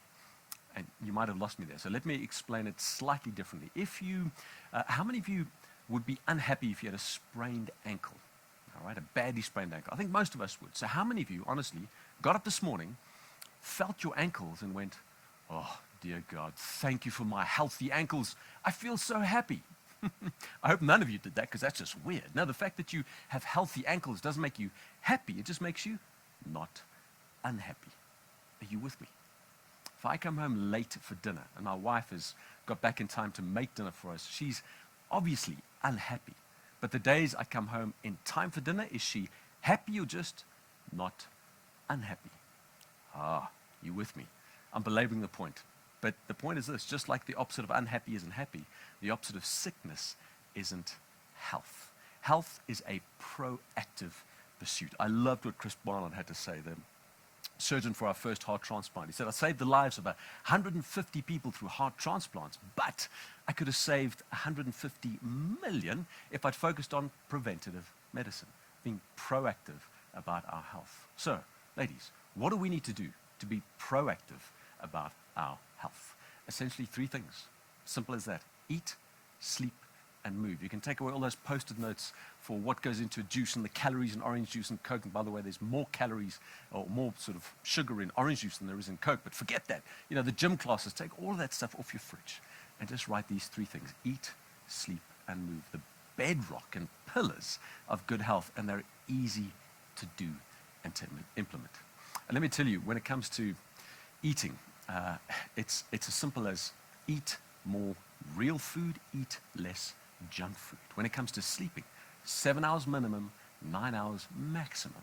And when it comes to exercise or moving, just move more. Now, I got to tell you, apologies from the medical fraternity, we've confused everybody when it comes to eating, because no one knows what it is to eat healthy anymore. You know, do we have fat or don't we have fat? Because fat used to be bad, now it's good. You know, do we eat eggs or don't we eat eggs because of our fear of cholesterol? Well, again, we have confused you, and I apologize. In fact, on the subject of eggs, by the way, eggs you should be having as many of as you can. Again, I told patients, watch the amount of eggs you eat because of the cholesterol content. It's going to affect your serum cholesterol. It turns out, after 40 years of those guidelines, the American Heart Association did a roundabout turn, and in 2016 said you can have as many eggs as you like. There is no impact. Dietary cholesterol has no impact on your blood cholesterol. So have as many eggs as you like. There's no correlation between egg intake and heart attacks. Isn't that good news? And eggs are nutritional bombshells. So have as many of them as you like. But again, confusing. Fat good, fat bad, difficult. The rule of thumb still hasn't changed though. Eat more real food, eat less junk food. What's real food? Real food is anything that's unprepared. If it eats and sleeps. If it walks and crawls and flies and grows, you can eat that. In fact, a good rule of thumb is if it comes from a plant, good. If it was made in a plant, not good. If it goes ping on the microwave, if it comes from a box, if you have to drive through anything to get it, probably not a good idea to eat that. That's eating. What about sleeping? Now, here's a word I didn't think I suspect you didn't expect you'd hear on today's sort of seminar. And the issue with sleeping is testicles. You're like, we don't have. Why are you telling us that? Well, it's just something you can have at the office or when you engage with clients, because a lot of men do this. They boast about, I don't need a lot of sleep. I get by in 4 hours. So here's a fact for you. Men who sleep 5 hours or less have significantly smaller testicles than men who sleep 7 hours or more. All right? And that's a worrying thing because it has to do with their testosterone profile. And if you're not getting sufficient sleep, your testosterone profile is the same as a man 10 years your senior. So you're getting old quickly, all right? But when it comes to sleep, it's not just testicles, ladies. And again, you can wink at one another and smile when the next time some guy goes, I don't need a lot of sleep. You're like, we know something about you that you don't know we know about you. But it's everything. Cardiovascular health. Man, I don't know if you know this, we do a global sleep experiment every year, we being the global we. 1.7 billion people every year get tested with this sleep assessment, and it's called daylight saving. On the day that we lose an hour of sleep, there is an increase in heart attacks, just that day, of 24%. And on the day that we gain an hour back of sleep, there's a decrease in heart attacks of 21%. Just on that day. That's how important sleep is. And we see the same profile for suicides, for motor vehicle accidents. Sleep is vitally important. When it comes to cancers, we have these cells called natural killer cells that are there to destroy these tumors. You want an army of those cells in your body, but when you sleep 7 hours or less, beg your pardon, 5 hours or less, you get a 70% reduction in natural killer cells, which means your risk for cancer goes up. In fact, the World Health Organization has now said shift work, working through the night, is carcinogenic, in other words, cancer forming, because of that very fact. So sleep, vitally important. And when you sleep, you just got to think, I suppose, as far as environment is concerned, think Batman. Cool, dark, quiet. That's how you want to sleep. No screens, all right? Bed is for sleeping and sex. That's the two things. The other S screens don't belong in the bed. The other thing about sleep is consistency. So same time to bed, same time to wake, Monday through Sunday. Sleeping in on the weekends, not a good idea. You want consistency. So that's sleep. When it comes to exercise, guys, moving more, and when it comes to just a beautiful life, exercise is like this magic, addictive drug. It combats chronic disease. It helps you maintain your weight. It boosts brain power. It boosts your sleep, your sex drive, your immunity. It's this amazing drug that you have available to you. It's free. It's addictive. And yet most people don't get the daily dose of exercise because they don't have a why. But of those three pillars of good health, what would you say is the most important? Oh, I think I jumped that slide too soon. Dr. Peter Attia wrote an amazing book called Outlive. You want to read that if you get a chance. He says this: don't talk to me about any health aspects until you have a decent VO2 max. And what he was saying is get your exercise in shape first above all else, and then you can talk about the rest of the health pillars. And he's right. Exercise, vitally important. Most of us know what to do. We know how to do it. Most of us don't have a why, though. Why should we exercise? And we see that. I mean, you deal with loyalty programs all the time. Why is it that by the 8th of January, most people's visits to the gym are dying off for the rest of the year? Because they don't have that why. So what I want to do in the next little while is quickly look at the how and the what of exercise, How do we move more? And then get into the why, because that's the rub of it. So exercise. How much exercise do you need? Well, that depends on what you want to do. If you want to ride the 94.7 or run the Comrades, and download a training program and do that. If you just want to maintain good health, keep this beautiful exterior, then all you need to do is 100, or rather 300 minutes, 150 minutes of moderate intensity exercise every week. 150 minutes. That's half an hour, 5 days a week, moderate intensity. All right? Or you can do half of that, 75 minutes every week, at vigorous intensity. So there's that, plus 2 days a week, strength training, that kind of muscle resistance training. That's all, guys. I mean, 75 minutes. That's not even a movie. And that's the amount of training you need just to maintain good health during the week. And you might say to me, so what is the difference between vigorous and moderate? Well, if you want to know about the intensity of how you work out, you've got to do what Roxette says, listen to your heart. I've just aged myself right there. You're going, who's Roxette? Well, ask your grandmother or your mother. Listen to your heart. That's where you tell your intensity. If you have a heart rate monitor, brilliant. If you don't, you do the talk test when you're exercising. What's the talk test? The talk test is simply this. If while you're exercising you can sing, you're not exercising. All right? If while you're exercising you can talk but not sing, that's moderate intensity. And if while you're exercising you can't talk, that's vigorous intensity. As easy as that. So that's how much exercise. What about the best kind of exercise? Any idea what the best exercise in the world is? Swimming, running, cycling. What do you think it is? I know there are CrossFitters on the screen at the moment or streaming with us, and they're all going, CrossFit, he has to say CrossFit. You guys are such evangelists. No, it's not even CrossFit. The best exercise in the world is, drumroll please, the one that you will do. That's a lame answer, but it's a scientifically based true answer. The best exercise in the world is the exercise that you enjoy doing, because you'll keep doing it. You look forward to doing it, and you'll maintain it. So the best exercise in the world is whatever you enjoy doing. If you can dance but not sing, or dance but not cycle, not run, then dance. Hey man, if you can garden at high intensity, then garden, because that's what you love doing. It just opens up a whole world of possibilities when it comes to movement.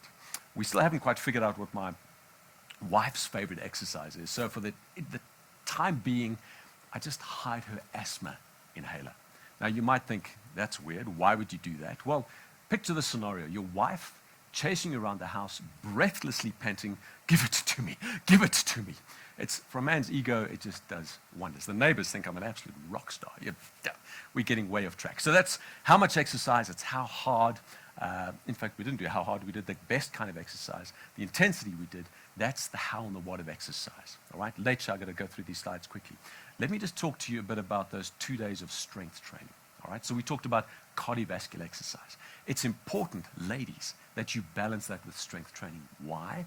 Well, if you look at your screen right now, if you're an inactive adult, all right, that's what happens to you from the age of 30 onwards already.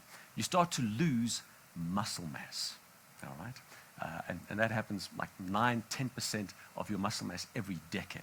All right? You get a decrease in metabolic rate, the rate at which your body burns food or fuel, and an increase in fat accumulation if you're inactive. The only kind of exercise that combats those three horrible things is strength training. Strength training either increases muscle mass or prevents you from losing muscle mass, which, ladies, is really where you want to focus. You get an increase in metabolic rate and a decrease in fat accumulation.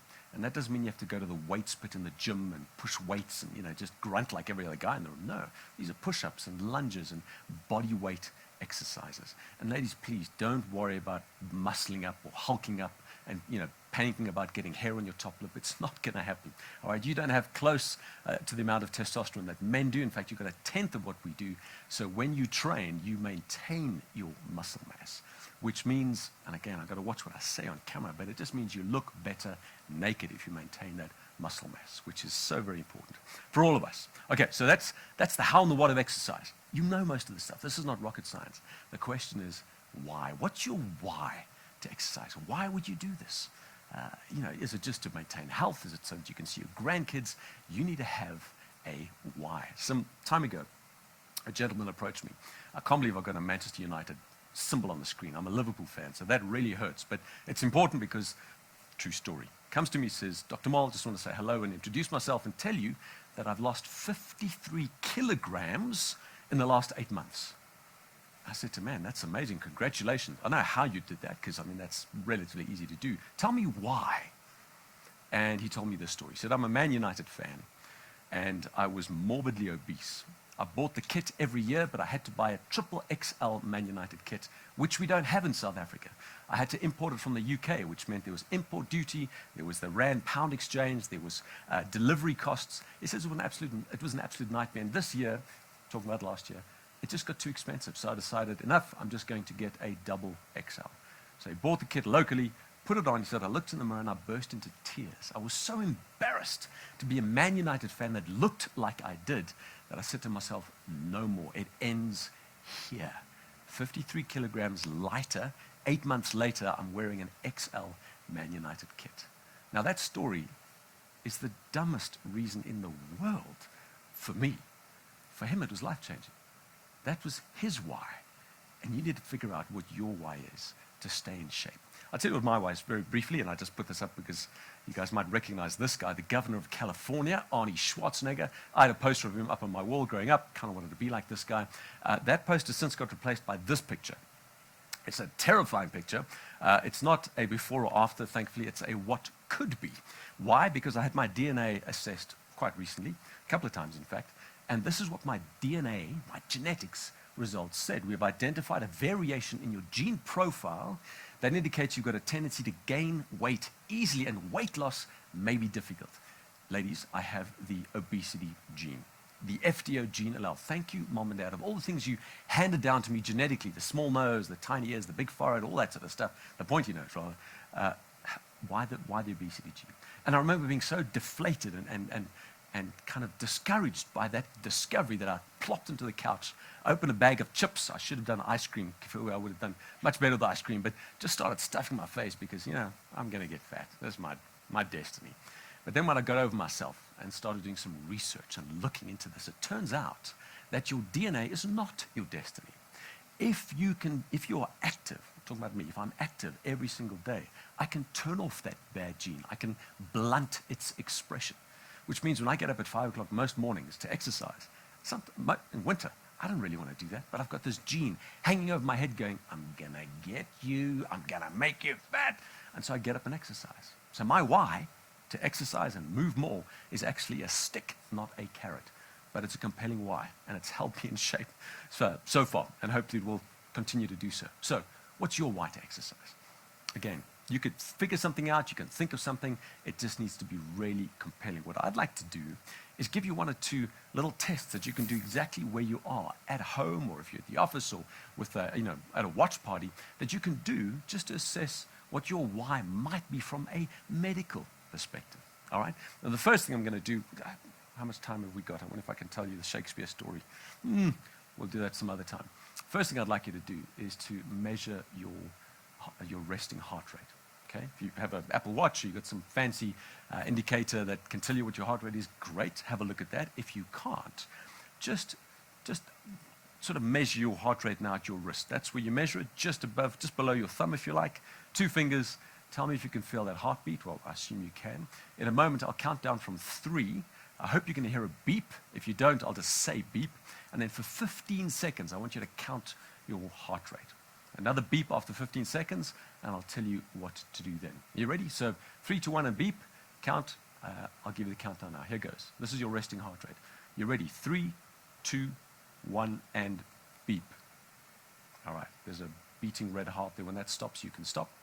Just count your heart rate. I'll try not to speak over this. All right. Almost done. And you can stop. That was probably 16 seconds.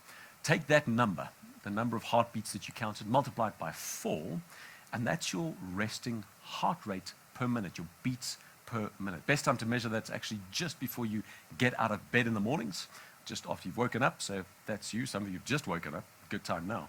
But that resting heart rate, what's significant about that? Firstly, it has to get 5 liters, your heart has to get 5 liters of blood right around your body, to every corner of your body, every minute, all right? and it does so using your heartbeats. Now, an efficient heart will do that in 55 beats per minute, an inefficient heart in 85 beats per minute. Why have I chosen those two numbers? Well, if you go to your doctor today and your heart rate is under 100, then technically and academically, you're fine. It's only over 100 that we're concerned, because that's called a tachycardia, a fast heart rate. Anything under that, no problem. I'm telling you, that's nonsense. There's a huge difference between 55 beats per minute and 85 beats per minute. In fact, the difference is an extra, unnecessary 30 beats per minute. Every hour, it's an extra, unnecessary 1,800 beats per minute. Every year, 43,000. Was that every week? No, in fact, every year it's 15 million. Every month, every week, every day, 43,000. Got to get my maths right. You can do the maths. Every year, 15 million extra, unnecessary heartbeats. Over a lifetime, or just over 40 years, in fact, that's 600 million extra, unnecessary heartbeats. You don't want that. Nature's got a wonderful example to illustrate exactly that. The hummingbird and the turtle. The hummingbird has an average heart rate of 150, in fact, not 100, 350 beats per minute. The turtle has an average heart rate of, I think it was 7 beats per minute. It's ridiculous. The hummingbird lives for 3.5 years. The turtle, if you've ever watched Finding Nemo, lives for 150 years. But they both have on average the same number of heartbeats in their lifespan. What's the moral of the story? The slower your heartbeat, generally the longer and the better you're going to live. All right? A direct correlation. In fact, we're the only mammalian species that can regulate and slow down our heart rate. So you can. And how do you do that? Exercise. The more you exercise this heart, which is a muscle, the slower and more efficiently it works. Okay, so if your heart rate's too high, you've already got a why to exercise. Next thing I want you to test is your risk for a heart attack or a stroke. Right here, right now. And the way you do this is I want you to get up from where you're sitting, assuming that you're sitting, and I want you to put your feet together, your heels together, and bend over and touch your toes, or at least try and touch your toes. We've got an audience here. You guys are welcome to do that too if you want to. Do that now, and I'll tell you what's significant about what you've just measured in terms of your risk for heart rate and stroke. All right, heels together, straight legs, bend over, and I'm not going to do that because, yeah, anyway, my flexibility is terrible. That's what you want to do, all right?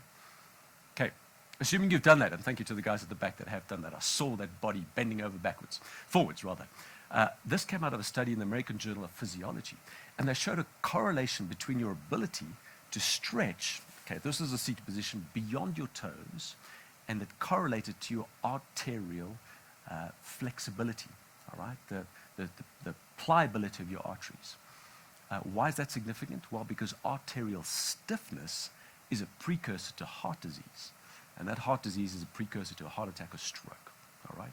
How does it work? As you get older, these lovely sort of flexible, thick arteries start to get stiffer and stiffer.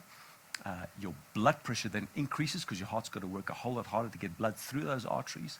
And ultimately, the flow of blood through those stiff arteries starts to create little tears in your artery wall. Those tears then kind of heal beautifully because that's what your body is like. It's an amazing organ. But each little tear that gets healed forms a micro scar. Those scars form scars on scars, and eventually, instead of a nice smooth artery lining, the inside of your lining, you start to get this almost corrugated iron effect from all these little micro scars. And it's onto that rough surface that you get the deposit of fatty cells and waste products and cholesterol. And it slowly starts to occlude your artery until one day, boom, it blocks off that artery, and that's your stroke, and that's your heart attack. And it happens quietly, and it starts with arterial stiffness. All right? Why am I telling you that? Well, what do you think you can do to delay the onset of arterial stiffness? Any ideas? I'm just throwing it out there. Yes, exercise delays the onset of arterial stiffness. And the important is it delays the onset. It can't reverse it. It delays the onset. So the best time to start exercising is not on Monday or next week or next month or when you got time. It's this afternoon. Start now. Get your kids exercising now so you can delay the onset of arterial stiffness. Vitally, vitally important. And I'll tell you why it's even more important for us as South Africans is, I don't know if you know this, but as a country, we have the highest incidence of high blood pressure for any country at any time in history, anywhere in the world. It's a terrible statistic. In fact, what's even worse is only a third of South Africans with high blood pressure knew that they had it, so it was identified. And of the third that knew that they had it, only a quarter had their high blood pressure under control. Put those two stats together, and it turns out in South Africa, 1 in 10 people have their blood pressure under control. That is a crisis. Why? Because the first symptom of high blood pressure, it's why we call it the silent killer. There are no symptoms. The first symptom in 50% of cases is a heart attack. Don't be that guy. Don't be that girl. Avoid high blood pressure. You really don't want that. What can you do to avoid high blood pressure? Any ideas? Yes. You're catching the trend here. Exercise. And the beautiful thing about exercise is, unlike arterial stiffness, you can reverse high blood pressure. So if you have high blood pressure and you're taking medication and you start exercising it, chances are you can come off that medication and just exercise. Do that in conjunction with your doctor. Don't come off immediately. But science has shown that you can reverse high blood pressure. How does it work? Every time you exercise, your body goes into a low blood pressure state for 13 hours. All right? Which is why, by the way, as an aside, people often ask me, when's the best time to exercise in the day, morning or evening?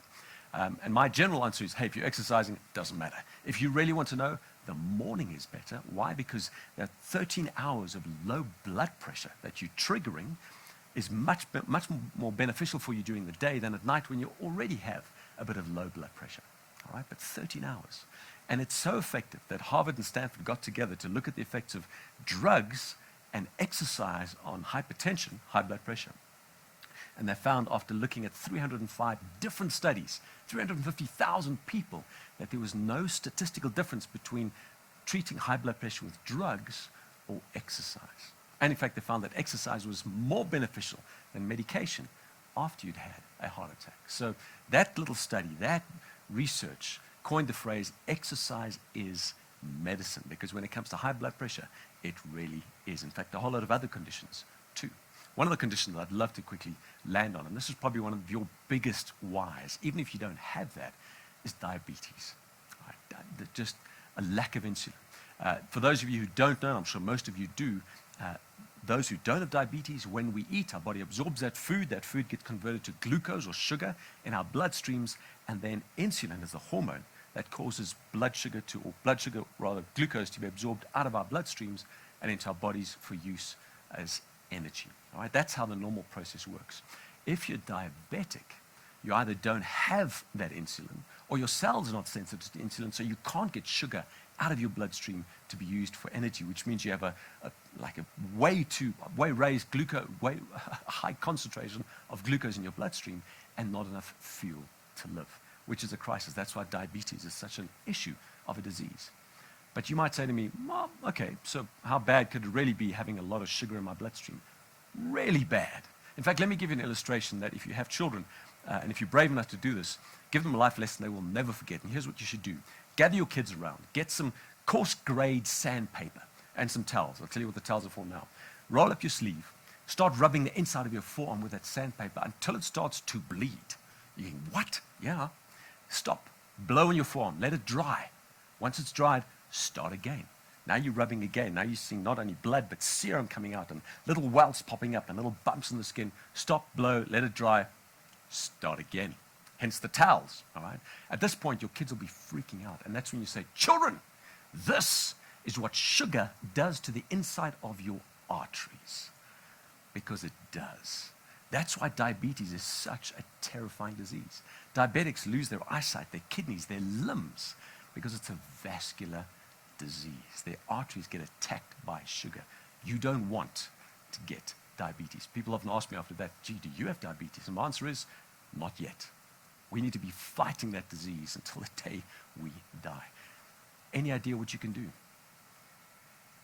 Yes. As much as you want to roll your eyes and cross your arms now and kind of go, please don't tell me again. Yes, exercise is one of the best things you can do to prevent getting diabetes and to manage it if you already have. And here's how it works. For every little bit of exercise you and I do, our body has 24 hours of an effect. And the effect is this, that muscular contraction allows us to absorb sugar out of our bloodstreams independently of insulin. And what's more, when we exercise, our cells are more sensitive to insulin, so we need less to get the same effect, which is the sparing effect and the diabetic prevention effect. I mean, that is one of God's greatest life hacks. It's something, I reckon that should be a why for all of us, is the ability to prevent and avoid diabetes just by daily exercise. And the kind of exercise you need to do to trigger that 24-hour effect is minimal exercise. You don't have to run a marathon. You don't have to work out intensely. Just a bit of movement on a daily basis, and you can avoid diabetes. That's a big why. Are you at risk for diabetes? Because that's always the thing that, there's nothing you can press or squeeze or touch. Or I'm going to ask you 6 questions. They're up on your screen, the first 3 anyway. We'll give you an indication if you are at risk and what you can do about it. So the first question, how old are you? If you're under 40, lucky you, no points. 40 to 49, 1 point. 50 to 59, 2 points. 60 or older, 3 points, all right? I'm already scoring 2, which is not a good thing. You want to score low on this, which is why if you're a woman, you get no points. Wonderful. Men, another point. I want 3. Some of you are nothing so far, which is great. Does a family member have diabetes? Yes or no? No, 0 points. If they do, 1 point. Next 3 questions. Have you got high blood pressure? If you don't, no points. If you do, another point. Are you overweight or obese? Normal weight, no points. Overweight, 1. Obese to extremely obese. Triple XL Man United kit, 3 points. All right. Finally, are you physically active? If you aren't physically active, you get no points. If you are, you subtract a point. All right. Just a quick risk assessment for diabetes. Here's what your score means. If you scored 4 or more, you're at risk for pre-diabetes. In other words, your body's heading in that direction. What you need to do is turn around and run in the opposite direction. I'll tell you what you can do now.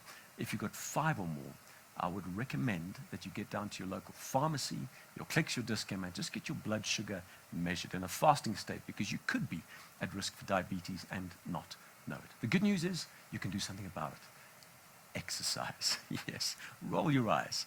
Exercise is vitally important. This is a condition, and I'm nearly done, guys, that the World Health Organization describes as having the most the biggest effect on productivity, way more than heart disease, cancers, and HIV put together. And the condition is not dandruff, because that kind of looks like dandruff, I suppose. It's anxiety and depression. Has more of an impact on productivity in adults than any other condition. All right. There was some scientists in New Zealand that looked at your risk for anxiety and depression, did an assessment. They call it the PQ8 or the PQ9 or the GAD7. There were a whole bunch of them, but there were 2 questions in particular that were really indicative of if you were at risk or not. And I want to throw those questions up. During the past month, first of 2, have you often been bothered by feeling down, depressed, or hopeless? First question. Second question, during the past month, have you often been bothered by little interest or pleasure in doing things? If you answered yes to 2 of those questions, either or, you could be at risk for depression or anxiety. And chances are, many of us are. Do you know what the statistics in South Africa are? Post-COVID, 1 in 3 South Africans are battling with anxiety or depression. 1 in 3. And yet still there's a stigma attached to it. I don't understand that. In fact, if you had an infected appendix, what would you say? I have appendicitis or I am appendicitis? And yet if you're battling with depression, what do we say? Do we say, I have depression or I am depressed? It's like we let the disease define us. It shouldn't. You have a condition. It's called depression. I have depression. It can be treated. It can be managed so well and so effectively. You just need to put your hand up and speak to someone. All right? If you answered any of those questions, that could be you. Anything you can do, aside from going to speak to someone, because you don't want to do this alone. Yes, exercise. I know, it's annoying, but exercise. You've heard of happy hormones? Endorphins, those wonderful neurochemicals we produce when we exercise. They are painkillers. They make us feel good. They're amazing hormones.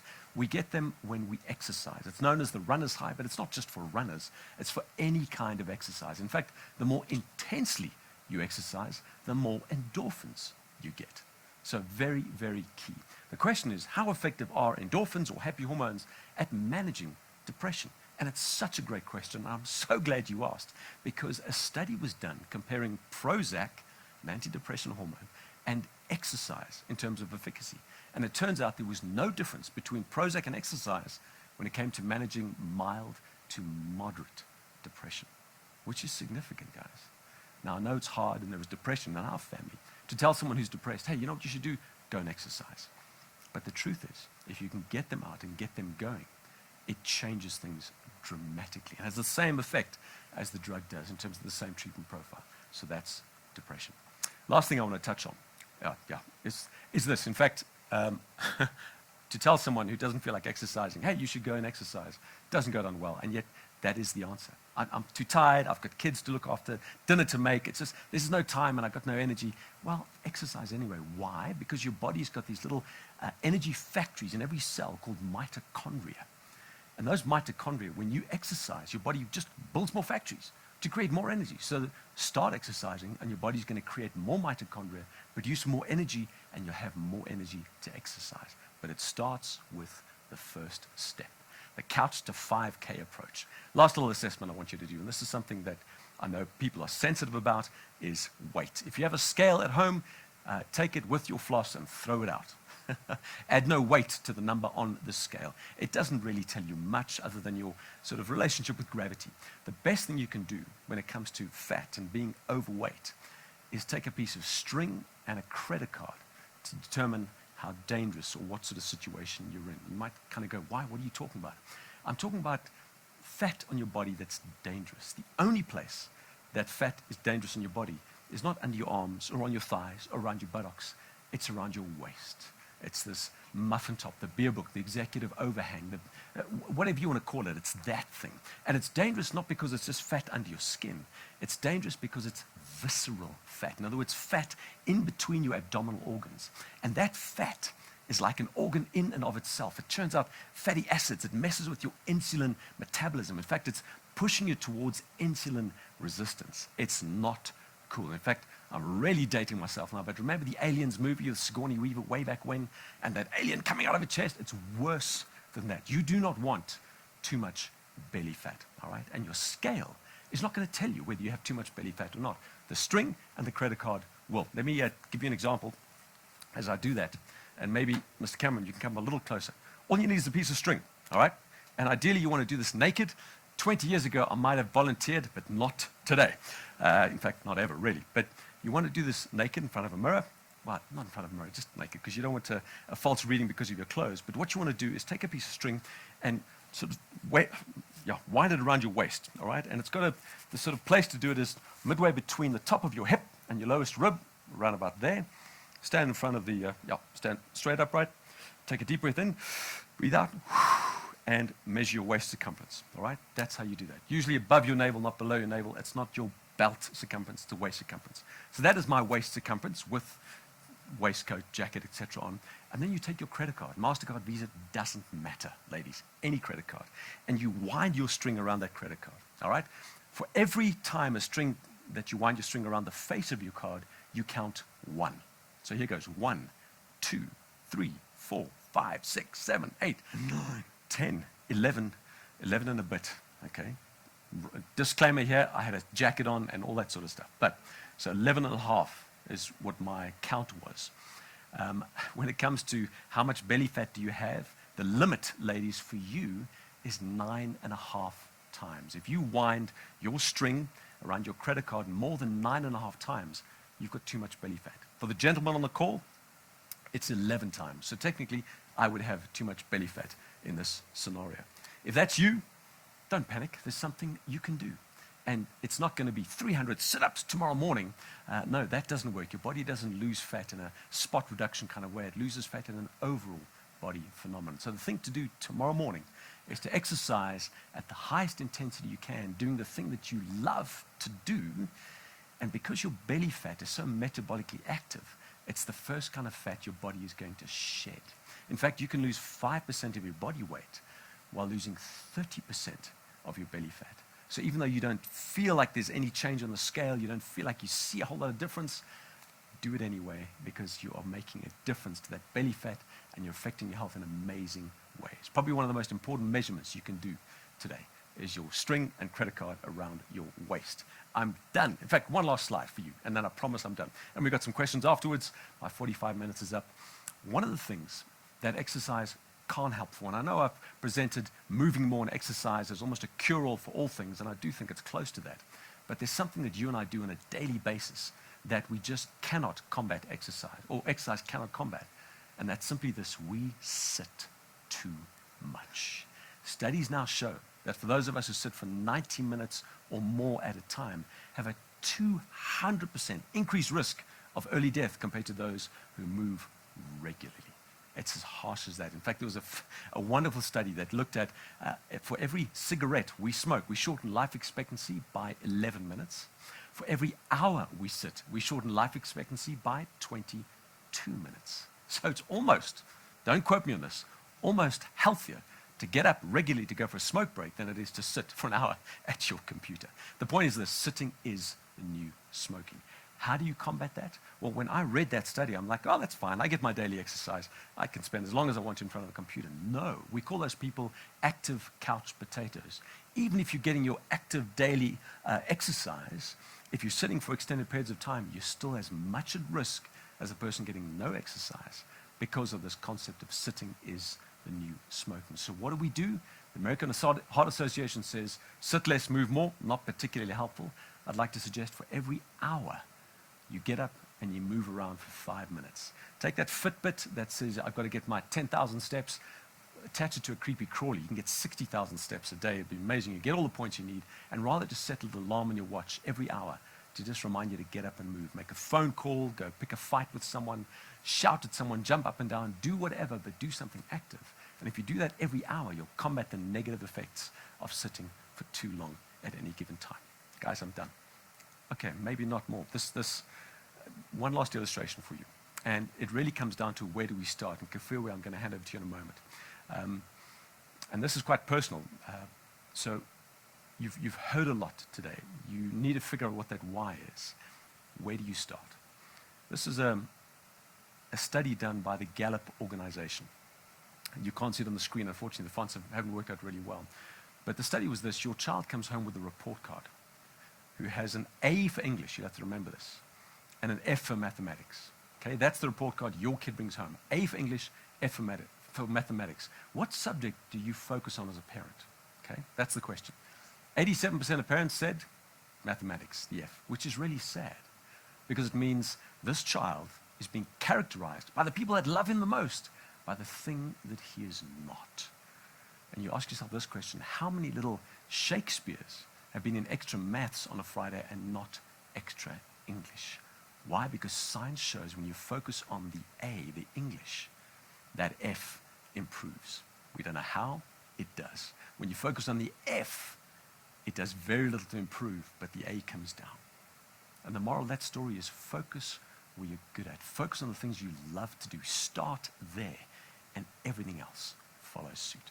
If you read your Bible, there's this wonderful verse that says, faith, hope, and love, and the greatest of these is love. When it comes to your health, it's eat, sleep, and move. And the greatest of those is move. When it comes to moving, what you do doesn't matter. How you do it matters only with regards to intensity. Why you do it makes all the difference in the world.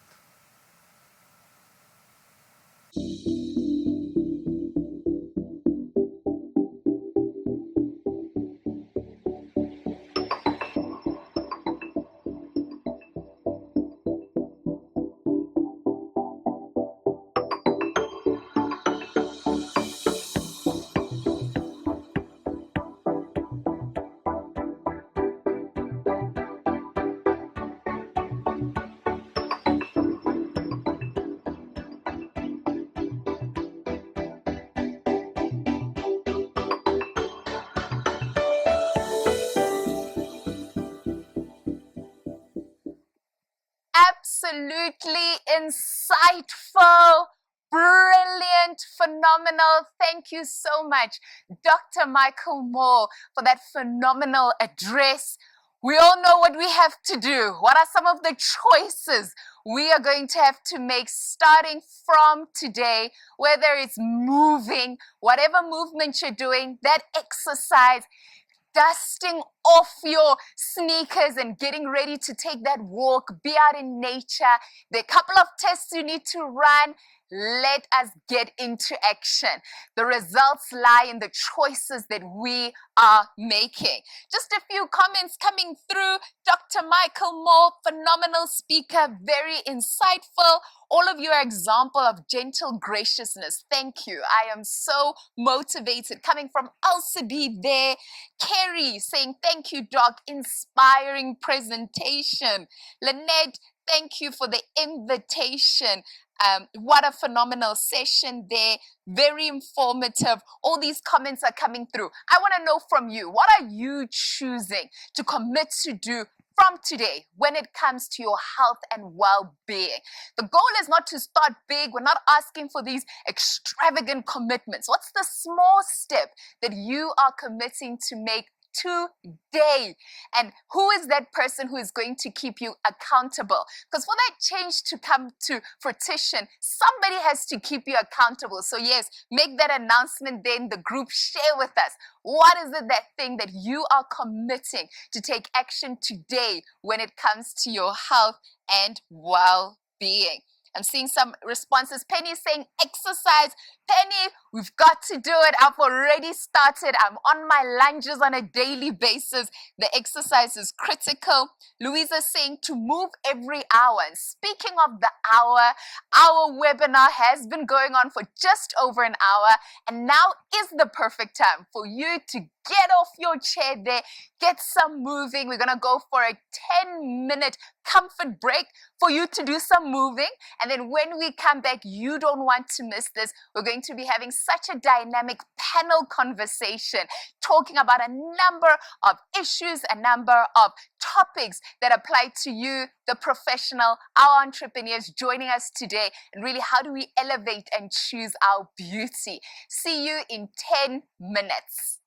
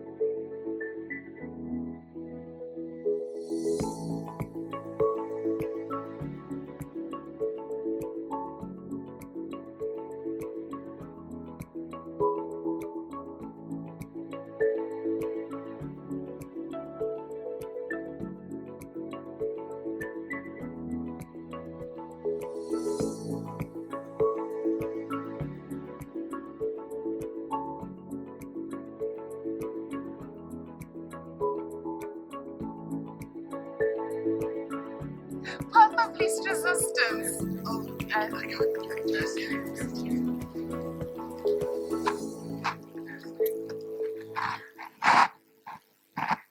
oh, Yeah.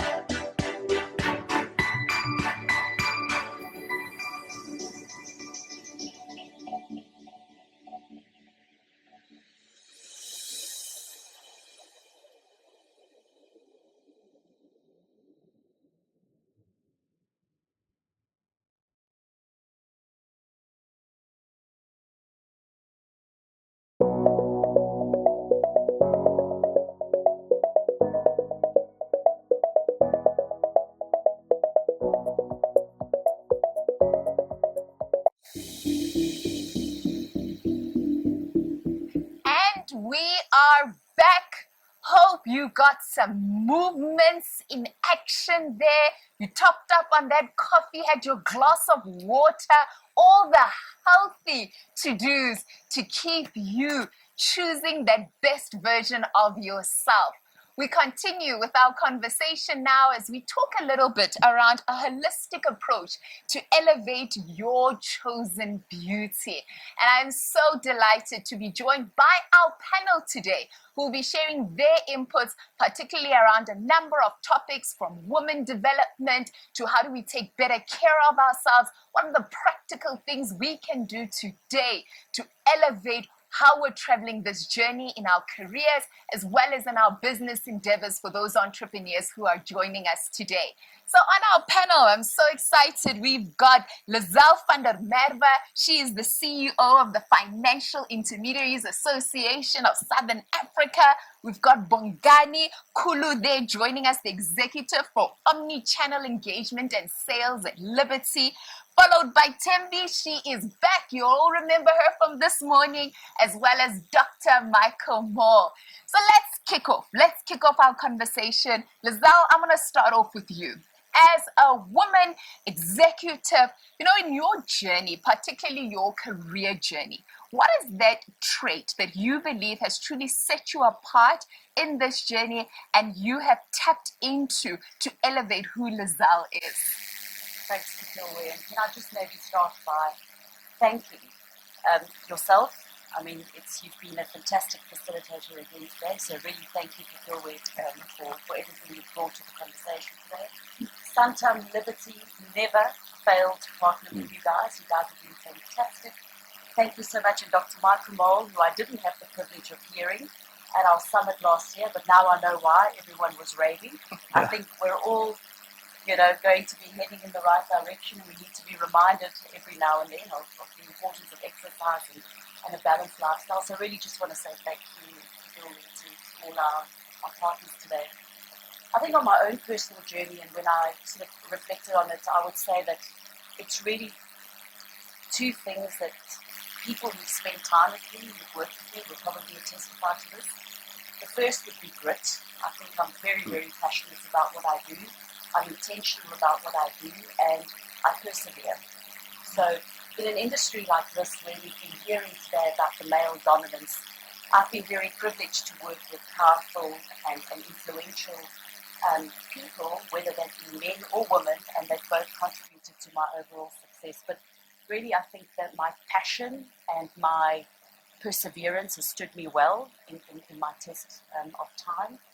I would also say that my relationships, and I sort of heard that conversation coming through somewhat today, is around, I think Dr. Michael Mole said it's over quality over quantity. Mm-hmm. Meaningful relationships will take you far in your career. So every opportunity you get to connect meaningfully and intentionally and be present in that conversation. You never know who you are speaking to, you never know who you are connecting with, and how that journey is going to connect down the line. So I can share so many testimonies of how that has stood me well in my career. Oh, phenomenal. It's the grit. It's been the grit for you on your journey. Yeah. And I want to, on that note, move to Bongani. So Bongani, you're an executive working with a number of female leaders as well. The truth is this, still within corporate, and there are strides that are being made, but there is a time where female representation at leadership roles and position is a bit inadequate.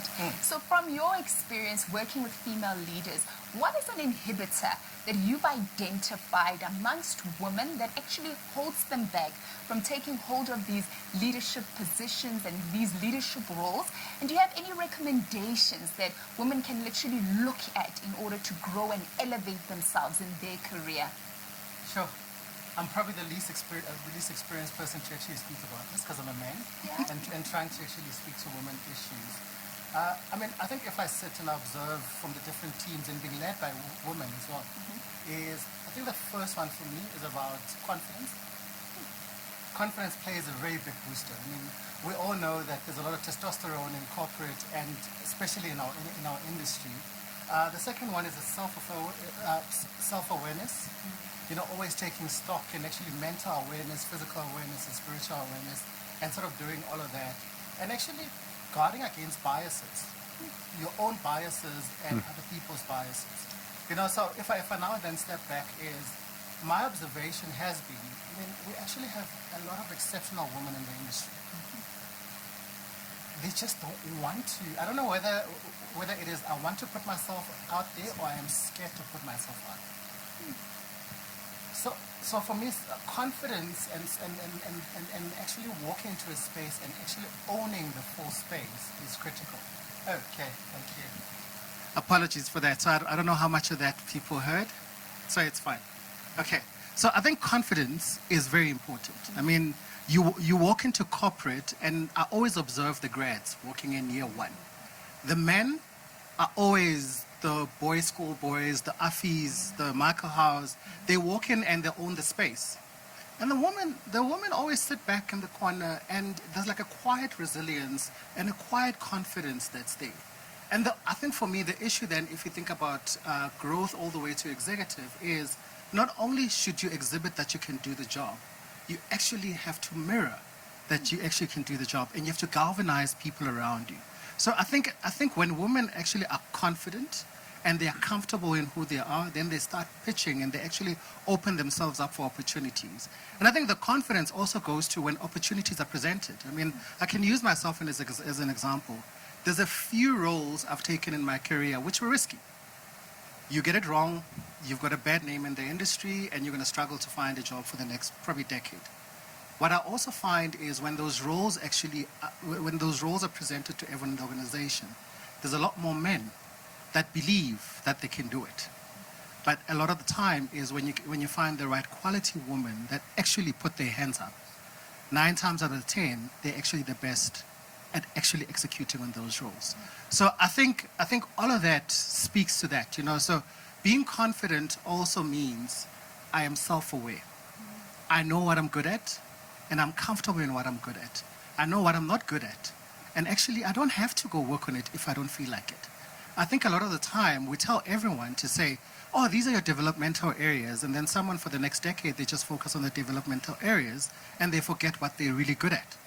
You might find that you're actually going to be the best CFO that this country will ever see, this world will ever see.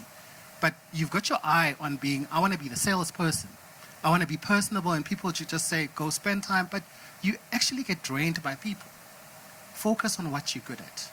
Tap into what you're good at. And actually, I think for me, I mean, I always talk about it with our teams as well, is it's 2 ways, this success thing. It's not just about what the woman can do. I think it's also about what the men can do. So in my exco, we have one rule: no mansplaining. So what it means is when a woman has spoken, as a man, if you have to say anything, do not repeat what she said. It's either you're going to ask for clarification or you're going to shut up. Or you're going to continue the conversation. Because I think that, I mean, the moment when a man starts mansplaining, it actually chips at that confidence. So the first time when the woman says it and a man mansplains it and the whole room nods, then the woman starts thinking, actually what I said is not good enough. But if I had framed it like that. So that rule actually has helped our team to actually start actually seeing the best of what the women leaders in my team are actually doing. The confidence, building that confidence, that self-awareness, it is very, very important. Fully hear you there, Bongani. I'm going to move to you, Tembi. Our theme for today is choose beautiful. Yeah. So I'd love to find out from you, what does beauty mean to you, and how does that influence how you show up in the world of work? So Kifilo, I think for me, beauty has many faces, firstly, and there's many personas and traits that make up beauty. We can't just look at the physical, especially when you're showing up in the world of work, right? Because that's not what will take you far. We spoke about confidence just now. But I think most importantly, if you're a leader, especially a female leader in the world of work, there are various ways that you can show up and show your beauty. How we show up in terms of leading our teams, I think at the core of what we do, and I think it comes naturally for women, to show up and show ubuntu in how you lead. That maternalness just comes out. You know, one thing I have learned also as a female leader, and it took some time because, you know, there's a journey that you have to walk to get into these levels. But what I learned from a lot of the female leaders is how you show up authentically and how to be deliberate in your engagements, especially with people. After COVID, one thing that I took very seriously is how you even greet people. Don't ask me how I am if you're not going to take the time to hear out how I am. I like, especially in isiZulu, we say sawubona. Yebo, sawubona. I see you. then the person responds to say, I see you too. Even when you depart, hamba kahle, sisayobonana. I am hoping I will see you, right? But I also need to give myself the time to listen to the story that comes with sawubona. Sawubona, if the person says, hey, kunzima, I must give myself the time. And that is the beauty of showing up authentically. We also show up differently because there's also battles that we're fighting, you know? As much as Bongani mentioned the fact that, you know, we're trying to get women, yes, it does become difficult because, yes, sometimes your confidence does get stifled because if you are trying as a woman, and I know many women who are running their households like a business. You've got auntie who cooks, you've got an au pair, just so that I can show up just like Bongani, right? And time and again, then we've also got those same women who kick us down to say, you don't cook. You don't do homework. You don't do this. A part of being a woman as well and being a mother is also just showing up for other women in the village, where the women are going to say, no, it's fine. We'll help you. And you don't have to be the best chef. I cannot cook, and I'm unashamed. There are people that have mastered the art, and that's what we should do. Focus on what you're good at, right? And that is the beauty of showing up authentically and being deliberate about your engagements, especially as a female leader in this evolving world of work. So true. Multifaceted beauty. It encompasses so many things that you spoke about, and also that how do we show up for ourselves as well in this journey. So the truth is we are navigating our careers. We've got entrepreneurs who are also joining us in our sessions, financial brokers running their brokerages as well. And on this pursuit of fulfilling our goals and ambitions, sometimes we put our health on the back burner. And Dr. Michael Moore, there was a lot of vulnerability in the chat section, you know, especially when you're talking about the fat gene there. I won't name and shame anyone, but a lot of people were confessing that I think I have the fat gene there. I have the fat gene there. But on that path, in your own personal journey, what have been the non-negotiables that you have incorporated in your life that have elevated you in the work that you do as well as a professional? Yeah, Kifuwe, thank you. And I think I shared most of that actually with you guys earlier in terms of the 3 pillars of good health. But that for us, for me, particularly as a dad, has been a non-negotiable because your kids are amazing. They don't remember what you say. They might remember 1 or 2 things, but they never forget how you live. And so for me, part of my why is to live in a way that my kids kind of go, hey, that's the way we should be living too. So I'm setting an example beyond just, you know, do this, don't do that, of how life should be lived. And so for me, exercise is a non-negotiable. And it happens for me early in the mornings so that I don't cut into family time. It also means nothing else gets in the way, because if we do it in the afternoon, well, yeah, I think if you and me, all of us, in fact, we get so busy, there's always something that's going to crowd out that afternoon session. So first thing in the morning, exercise, vitally important. Nutrition also really important for me in terms of what we put into our mouths. And again, it's not that the game has shifted or the goalposts have shifted, but it's just always being open to continual learning. To just say, so what is good to eat? Where is that kind of, what do we know now? Because we know more today than we knew yesterday. We're going to know tomorrow more than we know today. So just making sure we're up to date with the latest, not trends necessarily, but the latest science in what we should be eating. And again, breakfast, I don't eat for 16 hours of the day. Google intermittent fasting, really valuable, and that's become a family thing as well. So the fact that you can't cook, it's amazing. I also can't cook, but I'll do breakfast, guys, and we don't do breakfast, you know, and that's my healthy contribution to the family. So again, that's exercise, it's sleeping, and then eating, and then for me, sleeping is really, really key. And it's being disciplined about that. And I don't set a wake alarm, I set a sleep alarm. In other words, I want to be in bed by this time, and it means enough time to, you know, just kind of connect with my wife, enough time to do a little bit of journaling and thinking about the day, maybe even a gratitude journal. But it just means once I start the sleep right, I'll end the sleep right. So sleep for me is key. And I think maybe just to kind of wrap up that little section is what I didn't get to touch on is the value of mental health.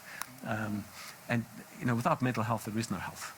And the danger is we often focus on our physical health. You talked about we don't look after ourselves because we get too busy with things. But part of looking after ourselves physically and having these 3 pillars in place really plays into mental health.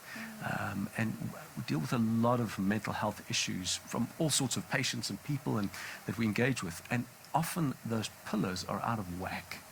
And so it's amazing how just having your eat, sleep, move in place does wonders for your mental health as well, and gives you a point of departure where you really can work on that and towards it, as opposed to battling with all the other things that go wrong when you're not eating, sleeping, or moving properly. Oh, you started off your response, and I loved it, about being a father and being a present father. And as we move to Lizelle, I want to talk a little bit around, because we've got a lot of parents who are joining us in our webinar today, the reality as well about being a mother and the responsibilities from a parenthood perspective that come with being a mother as well as a leader in the world of work. I think your mic should be working, hey? Is my mic working? No, sorry, beg your pardon. Okay, so thanks, Kafilwe, for that question. And I think the way I'd like to probably frame that one is more on a personal note, because it's not the same for everybody, and not everybody has access to the village or the resources. And I think for some women it's harder than others. But I think when Mandy spoke earlier, she was talking, I think it was Mandy, who said, when she's in a meeting, her mind is all over the place because she's thinking about everything that she should be thinking about and not really present in the conversation in the boardroom. And the point I just want to make about that is that's what makes women great. Okay. 10 minutes before I had to come up and have this discussion, I had to remember to tell my mom that she doesn't have to pick my son up at 2 o'clock today.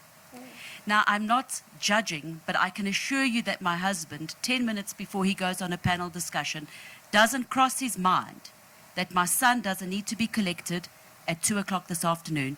And your greatness, woman, today, is not limited to the boardroom. Your greatness is in everything that you do every day of your life, whether it's in a meeting, whether it's at your home, whatever it is that you do, your greatness is not limited to your title. They are the greatest leaders of all time were influenced by women, and those women never spent a day in a boardroom. So let's not limit what we can do as mothers or as executives. It's part of our life. And the other thing I want to share, it's a battle that I have. It's an ongoing battle. I feel guilty, if I haven't been able to spend enough time at home, as an example. But one of the things I've also told myself is that it's a every day and every week and every year that goes by, I'm learning. I learn that this is going to work better than that. So I'm very adaptable to that particular journey. And what I really want to encourage women not to do is to give up an opportunity to broaden your landscape and your life because of your family responsibilities. It can be both. It doesn't have to be one or the other. Hello? Lizelle, it's your son. His rugby socks are not in his kit. Play barefoot. Play barefoot. There you go. Good call, Mom. Well, you can have both. It's not one or the other. So profound there, Lizelle. Thank you for sharing that. Bongani, earlier on, you were talking to us about confidence and how it's very important, particularly majority of the people joining us today. I do acknowledge the men who are also on the webinar with us, but women, we need to step up and really cultivate that confidence. I facilitate a number of women in leadership conversations and programs, and the imposter syndrome is something that comes out very often in these platforms and conversations of this magnitude. And women are also very honest to be vulnerable about the challenges they have, of the overthinking. Am I feeling as though I'm lying to myself? I'm a bit of a fraud. I want to find out from a male's perspective, do men have a challenge with the imposter syndrome, lack of confidence? And if you do, what are some of the tools and strategies that you are using on a daily basis to override that imposter syndrome? Sure. Yeah, I can tell you, I actually do suffer from it. It happens more often than most people realize. So similar to you, I'm a single father. And I'm a father to a 16-year-old who lives with me. And I deal with everything. So I think the one thing that I did right when I walked into Liberty was to tell everyone that the most important thing beyond my job is my daughter. Doesn't matter when she calls, whether we're in the boardroom or not, I will stop the boardroom and I will step out. And I think it's exactly that. It's the acknowledgement of the multifaceted role that I actually play. And I mean, when Rebecca calls me at 6 and I'm like, I can't take your call, she knows why. There's no question as to, okay, you can't work after hours because now you have to take care of your daughter. So I think that's the first thing. The second thing for me, I mean, how I actually get to deal with this imposter syndrome, because I get asked a lot to say, you must be scared in the spaces you are in.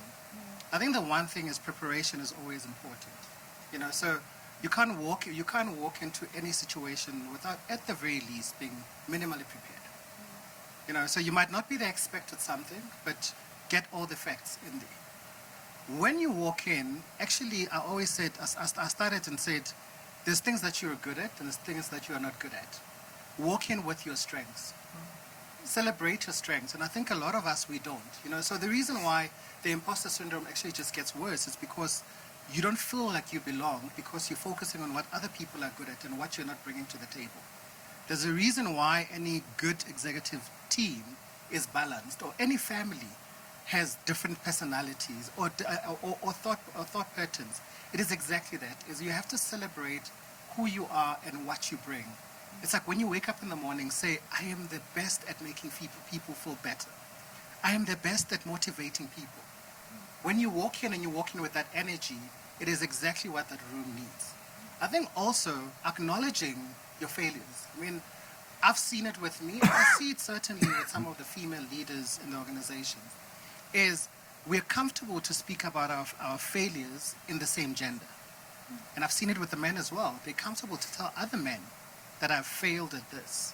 Women are comfortable to tell other women that I'm struggling with this. But actually, they don't speak to the other gender about it. To say, I'm struggling with this. I'm struggling with this patriarchal system in financial advisory that actually pushes women out when women have to move from being, I'm single and I've just gotten married and now I actually have to have kids and my practice fails. A lot of women don't speak to men about it. And the reason for me that I think some of these things that then causes this imposter syndrome is because you feel like you don't belong. A lot of people, when they accept that actually I don't have to belong in a space, it gives you such a great empowerment that you can walk into a space where you know that sometimes you don't belong. But the fact that you accept that who you are and what you bring will add value and will leave the place in a much better place, that's when you start shifting it. So those are some of the things that I do. And you have to be conscious about it. There's times when it just happens naturally. And there's times when you actually have to wake up and look at your calendar and say, these are the meetings where I actually have to be conscious about how I'm showing up and who are the people that are there. I mean, for example, if Sim is going to be in the room, I have to be conscious that the group CE is there and he's looking at me as you are the subject matter expert in this and you are the authority in this. And what it then means is when I pitch up, is I have to pitch up better than my boss because I am the authority when it comes to financial advisory in the group. So I think those are some of the things that you do. And if you do them on a daily basis, it's not big shifts. It's small things every day. If you do them on a daily basis, it just builds such a great confidence. And people just look at you and they just say, okay, it's possible. If he can do it, if she can do it, then it's possible. Because it doesn't look like you've had to swim across the great oceans. It's like you're just doing everything right. You're just doing the daily things on a regular and you just keep repeating them. Hear you there, Bongani. You're speaking a lot around let's focus on our strengths, let's walk into places with a depth of preparation. At times, if you know what meetings are there for the day, how have you prepared and how will you ensure that you show up appropriately for that level of engagement? With that said, Tembi, from your experience, it's coming across the importance of authenticity, particularly as women in the world of work. How do we, as organizations, foster a culture of self-acceptance? This is who I am, and also inclusivity within that journey. So there's quite a few things that organizations can do, and I'll speak to just some of the things that we've done as Santam, right? So our people promise is come as you are. Show up as you are, and we should be accepting of that particular person. What we've also decided to do is also open up various networks, because we found that we get a lot of people who spend a lot of time with the people that they work with. But it's sometimes difficult to integrate. So when we look at diversity, inclusivity and belonging, and equity as well, we wanted to make sure that people know which channels and which networks they can tap into. Just last month, we opened the Pride Network, right? That's got to do with the LGBTIQ plus family or community, to make sure that they also feel like they are part of this evolving organization. I spoke earlier about the transformation that has happened at our senior levels, where we didn't just do Botox, we literally changed the nerve system of the organization. We've also got a women's network, again, to have those conversations. And it's not just for women. You know, when we talk gender, sometimes it seems like it's a synonym to female. But we've opened it up to say the men can also come in and talk about some of the issues that they face with women, right? And then in the next month, we have a network that we're going to open around ADAPT. ADAPT is our disability forum. It's not just about creating awareness about disability or people with disability, but it's also to include our colleagues who are dealing with family members or children with disability. They sometimes need to speak to somebody because sometimes we're not cognizant of the fact that Irene has taken 4 weeks leave. Right? We think it's just leave for her to debrief. Actually, it is leave so that she can take care of her child with special needs. But because she didn't feel safe enough, she couldn't share that information. As an organization, we're creating those spaces to create psychological safety, where people can go in and talk comfortably and know that I'm not alone, right? And know that there is somebody. If I don't know the answer, Tembi knows that she can call somebody else to make sure that those questions are answered for me. The transformation part is important for me, especially being in talent acquisition, because, especially with the young guys, if they don't see somebody who looks like them on top, they're not going to be attracted to you as an employer of choice. So it is important that I see somebody who looks like me, whether it be my color, whether it be my gender, whether it be my sexuality. I must see somebody who represents me. And that is important. That is part of true transformation. So organizations need to make that part of their culture. When we say come as you are, we just want you to show up as the best version of yourself. No matter what your challenges are, just show up. That's what's important to us. Ooh, come as you are. You are enough and complete just as you are. And thank you for sharing some of the work that Centum is doing to spearhead that self-acceptance, that authenticity, particularly in the world of work, and that integration, that work-life integration. We can't see it in isolation. You come with your family, you come with the responsibilities as well, and it's imperative that that broader outlook is provided. So for those of you who are joining us on our webinar, if you have some questions or a comment that you'd love to pose to the panel, please share them in the chat section. Shortly, I'll be going through some of the questions and we'll be asking the panel. So Dr. Michael Moore, before we hear what our audience in the webinar have to ask, my question to you is, knowing what you know now, what do you wish you knew when you started your career? Yeah. I wish I knew what Bongani and Tembi had just shared with you. I love Santam's approach, come as you are. Yeah. It's awesome. You talked about authenticity and strengths. Guys, if I'd known that in the early days of my career, it would have made such a difference. This whole idea of just celebrating your strengths. So Bongani, you're obviously a strengths finder guy. You know all of that. The whole idea of I grew up focusing on what are your weaknesses. And that just doesn't work. Because if you think about it, if you're a 4 out of 10 at something, and you work really hard at it, you could become a 6, maybe a 7 out of 10. Whereas if you're a 9 out of 10 at something, and you work at that, you become an 11 out of 10. Liberty employs people like that. Santam employs people like that. You know, that's what you want to do. That's celebrating your strengths and focusing on your strengths and being authentic in terms of this is who I am. I read a book years ago by Bronnie Ware, a palliative care nurse who cared for the sick and the dying. And she wrote a book on the top regrets of the dying. The number one regret. And yes, there was I worked too hard. That was number 2. Number 1 regret was I wished I'd had the courage to be true to myself and not what others expected of me. Man, if you can hold to that at the beginning of your career and hold tight to that, come as you are, be authentic. It's going to change the trajectory of your career in ways that you wouldn't even dream. So, yeah, I fully buy into that authenticity, have the courage to be you. Oh, gosh, you have the courage to be you. Because there's no one else in this world but you. Everybody else is taken. So walk in your strength and in your power. Love to hear your questions coming through there. A comment that's just saying there from Happiness. Before I move on to questions, she always says, I always ask, what about the boy child? I love it when men are also included in these conversations.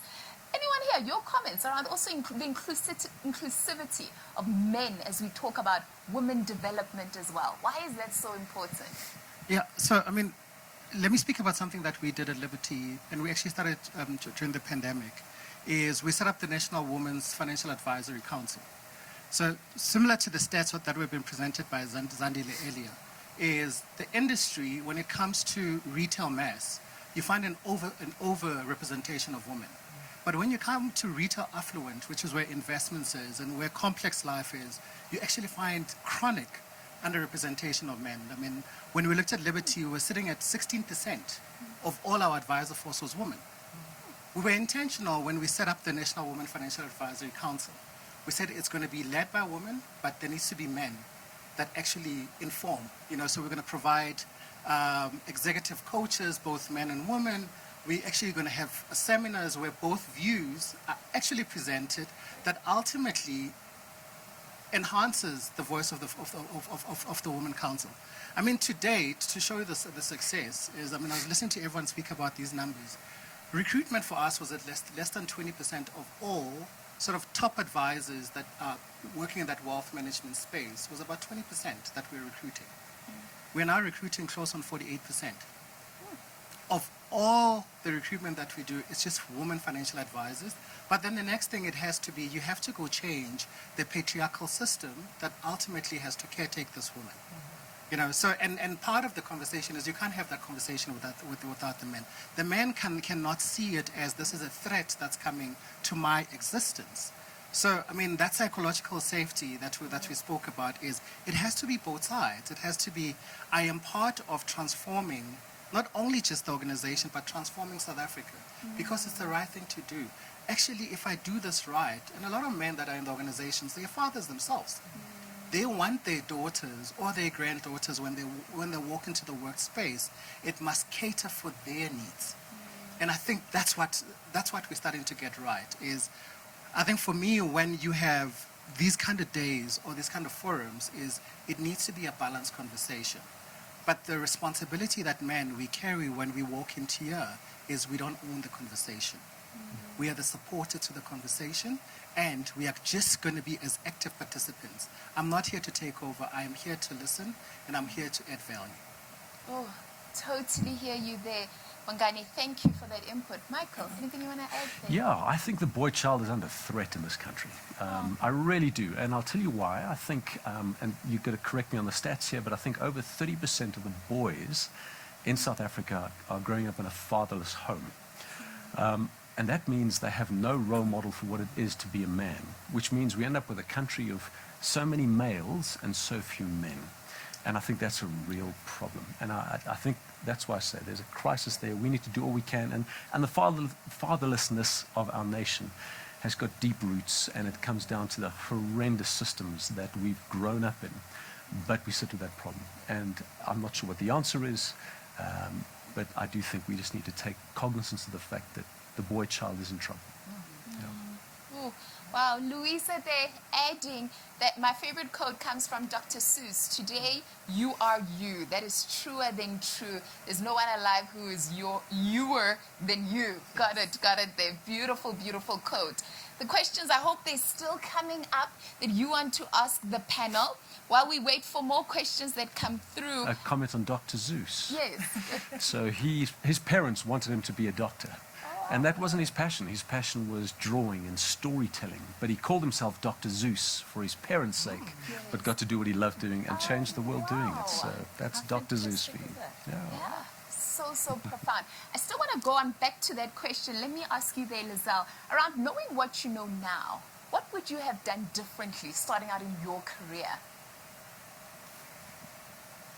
I think it's a difficult one because you can only do what you know best at that point in time in your life. So, I think it's more around reflecting back on how far you've come versus what you would have changed, maybe, because, to the point that, Tembi was also making, it's around not everyone has access to resources and great fathers and great insights. So I think, we should... I think if I had to look back, I'd say make sure you surround yourself with great people. And those great people are all around you. You just need to pay attention and learn from them. the people that you surround yourself with, being intentional about that. Who do you surround yourself with? So Michelle, she's posed a question and she's saying, anyone on the panel, what's a passion or interest that you have that never fails to make you excited and motivated? I don't know if you take that. So, in my other life, when I grew up, I want to be a doctor, but I want to be a dermatologist specifically. So when I watch Dr. Pimple Popper, I am working. I am there. I can tell you it's a Seattle cystoma. It's going to squirt. It's going to pop out. But also, this is what I started with when I left school. I actually did want to do medicine. Unfortunately, due to resources, I couldn't complete it. So I then chose the next best thing, and my passion is around people. Getting people to the next level. I may not be able to carry you there, but I'll give you the tools to support you so that you can get yourself there. And in what I do now, I always say this, that sitting in talent acquisition, I'm doing something that I love so much, it's just a benefit that I get paid for it. I have the opportunity to daily sit with graduates who, gosh, those people are so inspiring, who will basically test you. They will basically showcase your strengths and your areas of development just by them being themselves. Right? We spoke about our kids, they do the same, right? They push you so that you can actually see how far can I go with this? How well am I doing? Because they also help you to self-check, right? And for me, that is one of the things that I always thought, if I wasn't in this space, I'd probably be doing medicine, I'd probably be popping pimples now specifically. But where I am, I think I'm at the right place. I think I'm fulfilling my purpose in this vacancy or in this role that I have now. Understand. Not an ad, are we good? So mine is, I think I'd probably go back to it. I used to be a missionary. Oh. So I did missions work in my 20s. And I went and studied electoral science and finished. And I told my dad, don't want to work, don't like these numbers. I just want to be a missionary. So I did missions work for about 3.5 years. And I think it goes back to what Tembi is saying, is when you work with people and you can see what you do is actually reigniting that light within them. And you can see that light in their eyes, the spark actually come back. You know, so a lot of people ask me to say, what will you be doing? That's exactly that. One day when I retire, that's exactly what I'm going to be doing. Phenomenal. I've got a question. Liberty's a mission field. So my question is, the times that we are living in are challenging. A lot of people who are joining us in the webinar, they are fighting personal challenges, economic challenges. We have load shedding. For those who run brokerages, you found the financial impact that the economy has had, particularly on seizing clients, etc. How does one remain resilient and persevere through these challenging times? Madam Resilience. I think it's a very important question, that Kafilwe, because we do see it with our member businesses, the challenges, a lot of which is out of your control, that are affecting your businesses, and sort of the low levels of esteem that we experience because it just feels quite helpless at times. I think the focus, and we see it because we engage our members and we gain a lot of energy and a lot of inspiration from the talent in business, and that South Africa, which was, what's his name that said it to us? It will come to me now. He said, South Africa is not a poor country, it's poorly managed. So if all of us can just do something that contributes towards a more positive outcome and sort of improve the trajectory of South Africa, that is within your control. I mean, if we're going to allow grid failure and allow infrastructure failure and climate change and all these things to overwhelm us in our businesses, I think we're losing out on the opportunity to take a step back and say, well, what is the opportunity here? Opportunity comes in times like these. So just reframing your business to say, well, how do I reposition myself, my value prop? How do I assist customers? I think that outcome will be far more beneficial to the conversation than complaining about things that are out of our control. Yeah. This is the reframing. And maybe to add to that, because I think we have framed it incorrectly in the past. So I think the traditional way of looking at how we motivate people and get people going is this whole idea of, if I'm successful, then I will be happy. But if that's the case, happiness never comes, because, you hit your sales targets, great, we're going to stretch those targets, So you're never quite reaching, I get good grades, you get to get better grades. I get a good job, you need to get a better job. So you never quite hit that happiness. And the truth is, our brains work in exactly the opposite way. A happy brain, a positive brain, is 30% more productive. Doctors make better diagnoses. There's all sorts. A positive brain versus a neutral, negative brain, way better. So if you can train your brain to be happy, to be positive, success follows. And that's simple to do. I mean, that's the stuff you guys have been talking about. An exercised brain is a positive brain.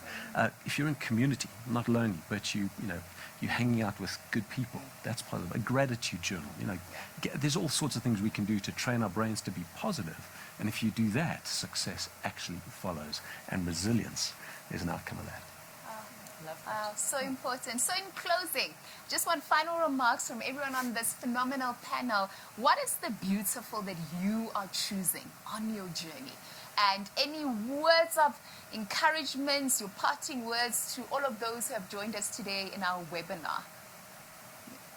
Let's just start. Wangani. So I'll start and then probably we'll go down. Yeah. So the beautiful I've chosen is I am worthy. And that's it. I mean, I think it just says itself. Yeah. I'm worthy. I'm worthy. I think for me, Kafilwe, it's really been that broken is beautiful. You don't have to be perfect, which is what a lot of us really do struggle with. So that for me has been quite profound today.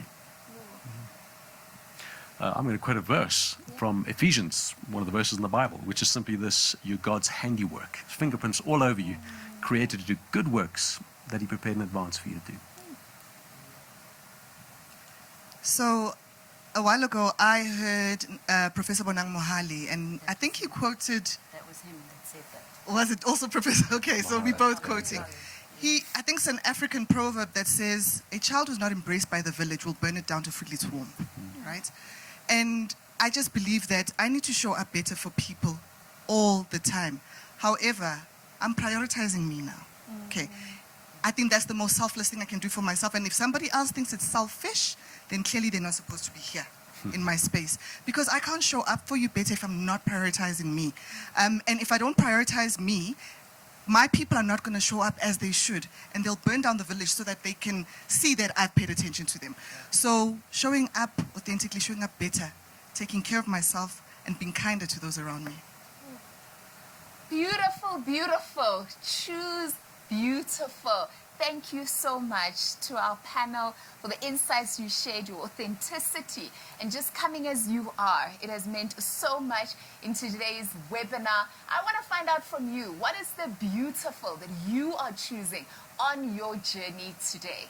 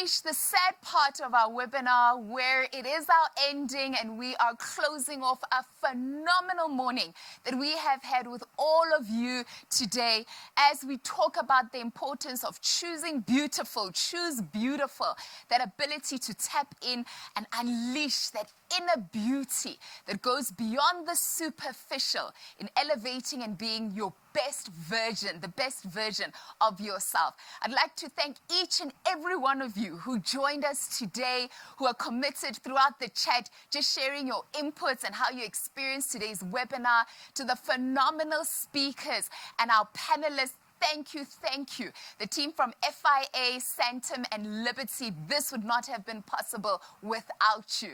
We have just one last prize to give away. If anyone there in the chat column, just to check if you've been paying attention, how many coffees should you be having in a day? You will be contacted with your phenomenal prize that you're going to walk away with. So share in the chat there how many coffees that Dr. Michael Moore spoke about should you be having in a day.